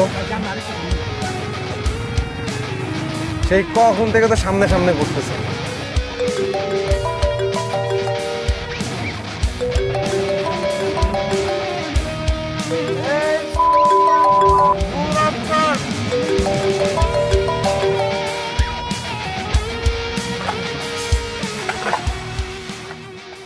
মা, শফিকরে ডাক দাও। এখন অনেক রাত হয়েছে। তাহলে একটা কাজ করো, ওর জন্য একটা কেকের পিস রেখে দাও। আচ্ছা রাইখা দিব না, কাল সকালে তুই দিয়ে আসিস। মা, মোমবাতি কই? মোমবাতি আনতে তো ভুলে গেছি একদম। তাহলে কাজ করো, বাবাকে আনতে কইয়া দাও। তোর বাপ কি জানে যে কেক কিনে নিয়ে আসছি? আচ্ছা আগে আসুক, তারপরে দোকানে পাঠাবো নেবো মানে। তাহলে একটা কাজ করি, আমি নিজে গিয়ে নিয়ে আসি। ছোট মানুষের রাতে বেলা বাইরে যাওয়া নিষেধ তোরে শিখাইছি না? তাহলে আবার একটা কাজ করো, বাবাকে ফোন দিয়ে কইয়া দাও বেলুন আনতে, আর বলবা যে তাড়াতাড়ি আসতে। আর একটু অপেক্ষা করি, হ্যাঁ তারপর কমুনি।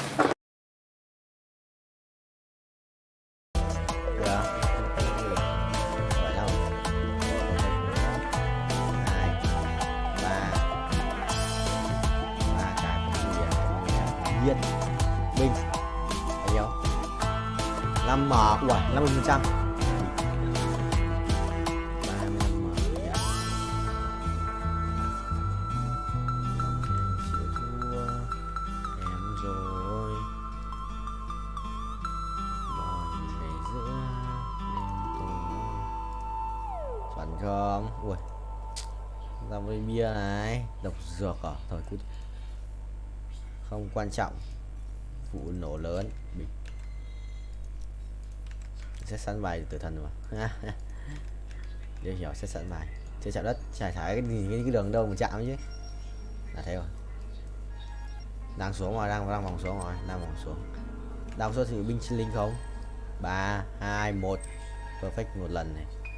Đấy kiếm 15 lần perfect không? 100 lần perfect thì đã ăn 6 triệu. Ơ. Nhờ, 7 triệu. Mình cần 50 thôi, đã được 5 củ rồi. 7 củ là bình thường. Chuẩn rồi, chuẩn rồi. Đấy á, đón thêm một nhịp. Đón thêm một nhịp vào mình rồi.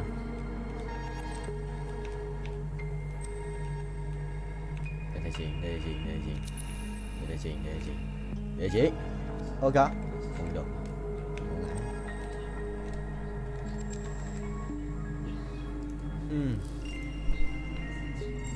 Mất kiếm mà. Cô không mất áo luôn. Mất áo luôn à? Nếu còn gì? Phải lấy găng tay. Đây để thay. Rồi 1 2 2 lần. Thế là 30% à?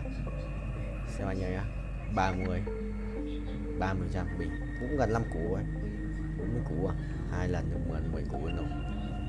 Thấy ảo điếc. Let's go.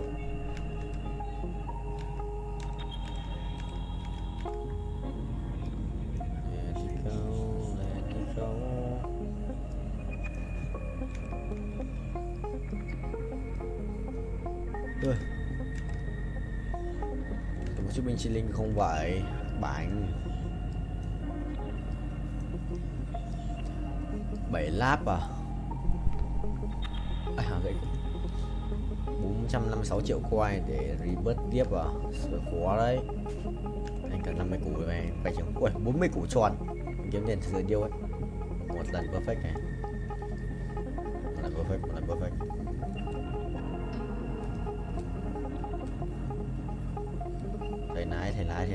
Thầy lái. আজকে যদি আব্বু আম্মু যদি আমারে যদি বলতো যে সাকিব তুই বিয়ে কর তাহলে আমি এই লইটে বান্দর তুই চুপ থাক। তুমি তো মোর বন্ধু সুরজ রে চেনো, মোর মেলা দিনের পুরানা বন্ধু। লোকটাও ভালো, বিশ্বাসী। আর তার মাইয়া যে খারাপ হইবে ইয়া কিন্তু মোর বিশ্বাস হয় না। আমার ওই দোস্ত সুরজ রে মুই কথা দিছি তার মাইয়া আয়সার লগে আগামী মাসে মগো পোলার বিয়া দিব। তা বাবা তুমি কি কর? আলহামদুলিল্লাহ, রাস্তা ক্লিয়ার।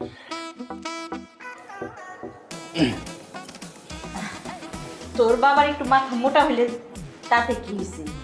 কথাটা কিন্তু খুব একটা খারাপ করেনি, তাই না? ভালো একটা ডিসিশন নিছে।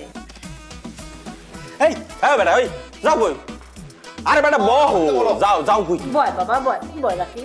মাথাটা ঠান্ডা করে বয় না। কথা বলতেছি, কথাগুলি একটু শুন।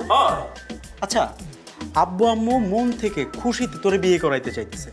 মানে তোর মতো বলদ আমি আমার দুনিয়াতে দেখিনি। তুই যেখানে রাজি হবি সে জায়গার মধ্যে তুই উল্টার মোসামুসি করতেছিস। আজকে যদি আব্বু আম্মু যদি আমারে যদি বলতো যে সাকিব তুই বিয়ে কর তাহলে আমি এই লইটে বান্দর তুই চুপ থাক। বাজান মোসরামুসরি কইরা কোনো লাভ হইবে না। বিয়া কোনো অপরাধের কাম না। শুনো, পোলাপান যখন বড় হয় বাবা মার দায়িত্ব পোলাপান করে উত্তম জায়গায় বিয়ে দেওয়া। আমার জানা মতো মাইয়াটা সুশীল ভদ্র। বিয়েটা হইয়া গেলে তখন বুঝবা, তখন আর তোমার অঙ্ক মুখস্থ করা লাগবে না। বাবার হোটেলে বইয়া ঠ্যাংয়ের উপর ঠ্যাং তুলা খাবা। অসুবিধা কি? অনেক অসুবিধা। আমি বিয়ে করবো না। আর তোমার বিয়ে দেওয়ার ইচ্ছা হলে তোমার ছোট ছেলের সাথে বিয়ে দাও। ওই যে আয়সানা কি নাম, ছোট ছেলের বিয়ে দিয়ে দাও তার সাথে। আমি পড়াশোনা করব। আমি পড়াশোনা করে পাশ করে আমি হায়ার স্টাডির জন্য ইউনিভার্সিটিতে, বিদেশের ইউনিভার্সিটিতে আমি পড়তে যাব। আমি বিয়ে করব না, আমি পড়াশোনা করব। বাজান দিল্লি বহু দূর, ওদিকে তুমি তাকাইও না, লাভ হইবে না। ওই মাইয়ারেই তোমার বিয়া করতে হইবে। ফোন নাম্বার নেও, কথা কও, দরকার পড়লে দুজনে দেখা সাক্ষাৎ করো, সিন পরিচয় হও। আগামী মাসের যে কোনো দিন তুমি কত মোর এককানি কথা।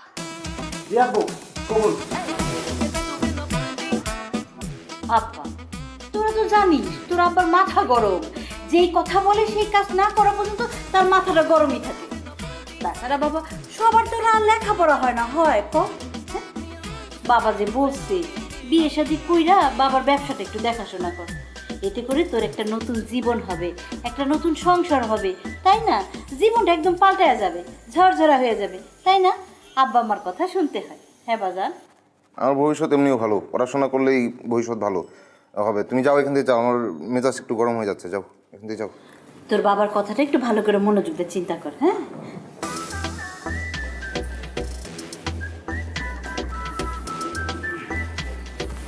ভাইয়া জীবনে বহুত অঙ্ক মুখস্থ করছো, এবার জীবনের অঙ্কটা মিলাও। এই যে উস্কো খুস্কো গালগুলো আছে না, চুলগুলো আছে না, ওগুলো সেলুনে গিয়ে ফেশিয়াল টিশিয়াল করে একটু মানুষ হও, বুঝছো?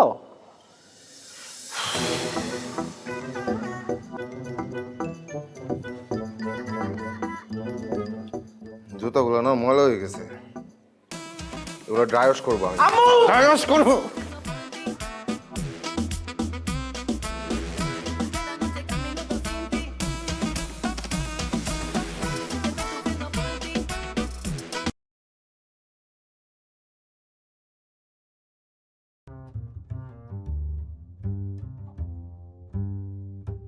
Thằng nhà thầy chữ đi mẹ thằng choao. Ai à.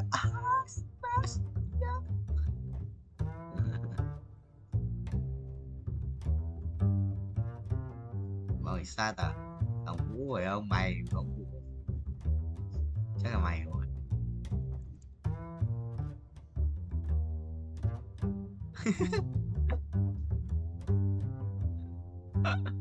Mua cái gì mua ni cho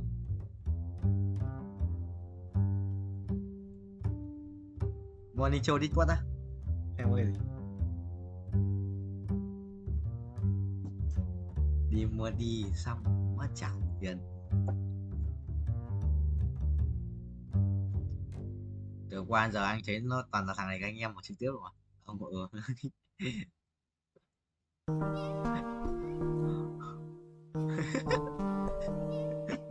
thì bài là trích viết lại là thấy đang đúng xoáy đúng không mày đi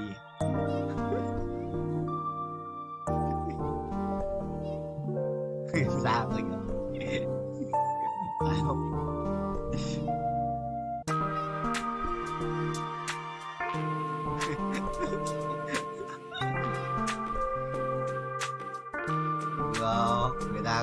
người ta có lòng trọng đấy người sống phát có nhót thì nên được sống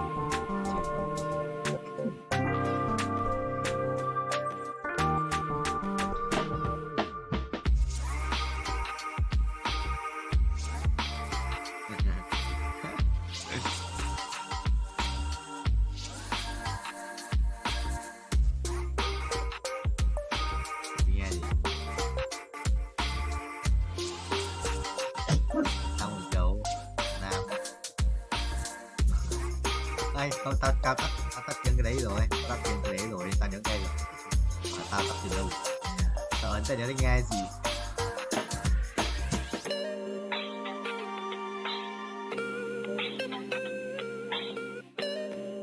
đây là 36 à ai bảo tao không tắt à không tắt à tao từ nãy giờ mà tắt tiếng của nó được đánh xong quá này cái cài cái ao trên người xuống cài và discord phải có xịn xịn mới giả được cái nữa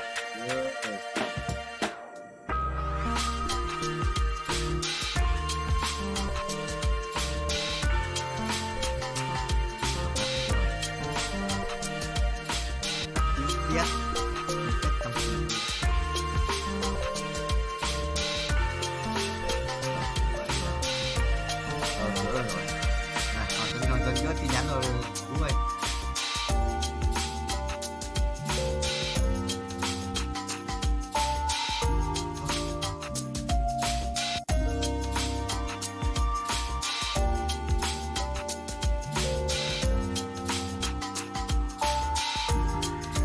thế thôi không kéo kéo cái mà tin nhắn mà kéo lên đi tin nhắn rồi tin nhắn là thấy nó từng mất luôn này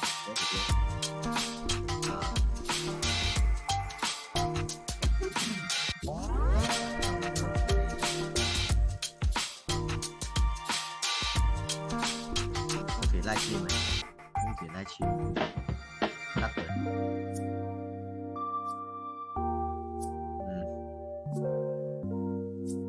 Đàn ngông lục lôi tay trước này, chắc gào nhưng mà vậy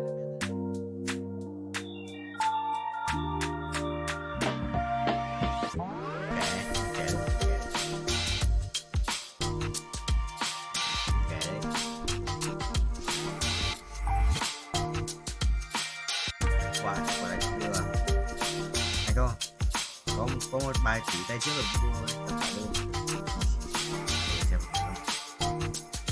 lúa vào hết cả hai cái bicep luôn, cả bicep luôn, cả hai luôn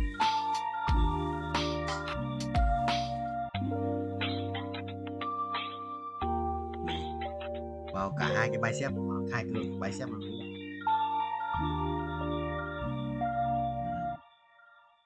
Chuẩn em rồi. Tập lưng này cứ ra ngồi cái máy thôi, hai cái máy kéo ngang kéo dọc xong.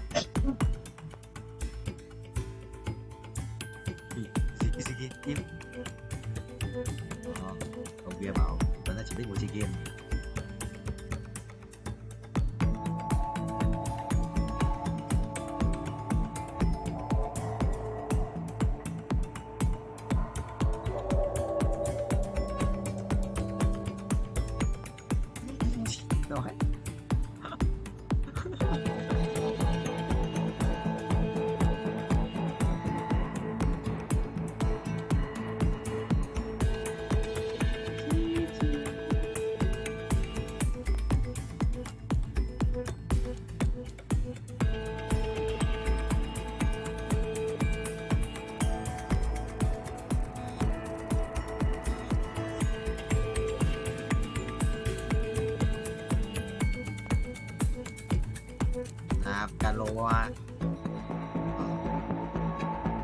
Caloa ơi, duy trì cân bằng caloa. Đâu mày muốn thêm chất gì thì mày phải xem chất các thứ cơ, xem đồ ăn các thứ cơ.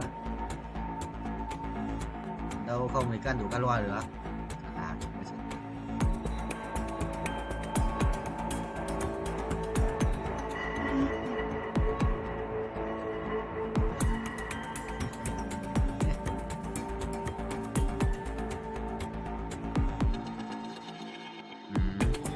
Ăn cái gì được không phải ăn cái gì cũng được để nó vân vặt, nhưng mà phải lượng calo đấy trong ngày thôi đừng ăn quá, cái là quá giới hạn không ăn cái gì cũng được, nhưng mà thế là phải được thôi.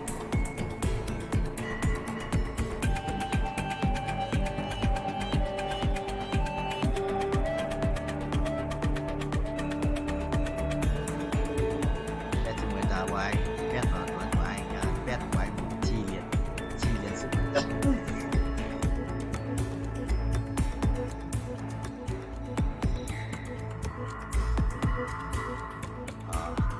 treo rồi à, không à,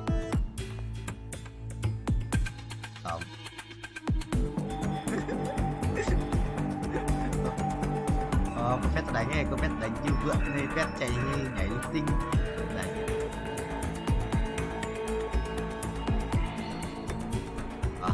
Phép nó nhảy nhót lên. Với cả lúc mày kéo cam ra xa xa ấy, cái tiền đấy nó chia hết sang nhân vật rồi. Đó. Quay ra đấy và ta đây ta quay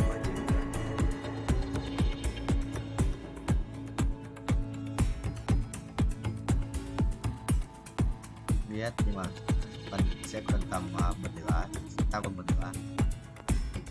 Cũng sắp xong rồi. 100.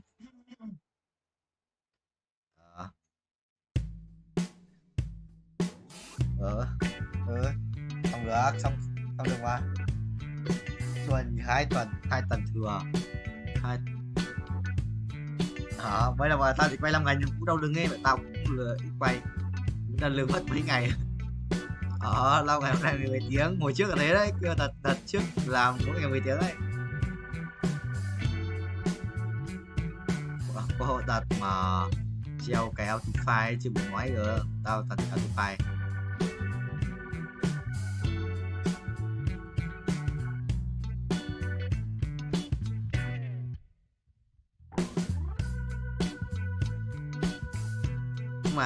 Nhưng mà bữa nhỉ, cả không mấy ông anh ấy đang làm xong thì có thằng của đánh game nữa, có anh game bữa cái đó gì đó là không phải biết bắt bẻ công ty đấy bữa ấy.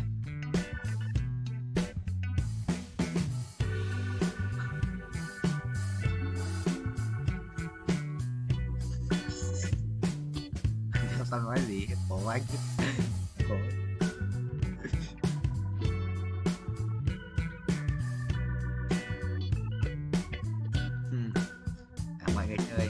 Mọi người chơi còn anh không chơi, người chơi không ai không biết và anh không chơi. Yes.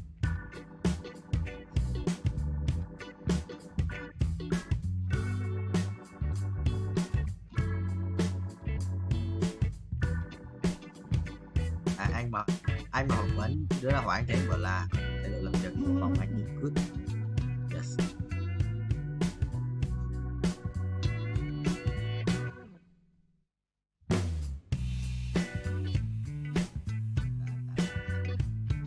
Kinh vậy chào. Tôi muốn cục vô. Đây lại của nhất xong rồi xả luôn. Thôi đánh này.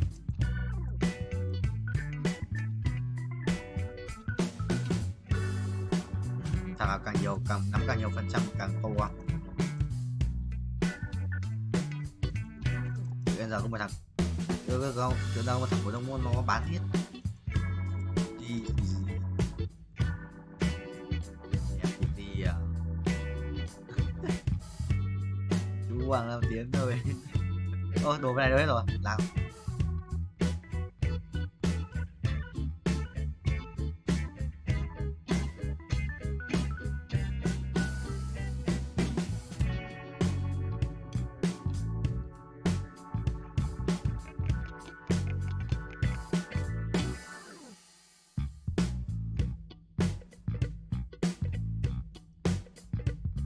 Quá, giờ phải cỡ người đấy.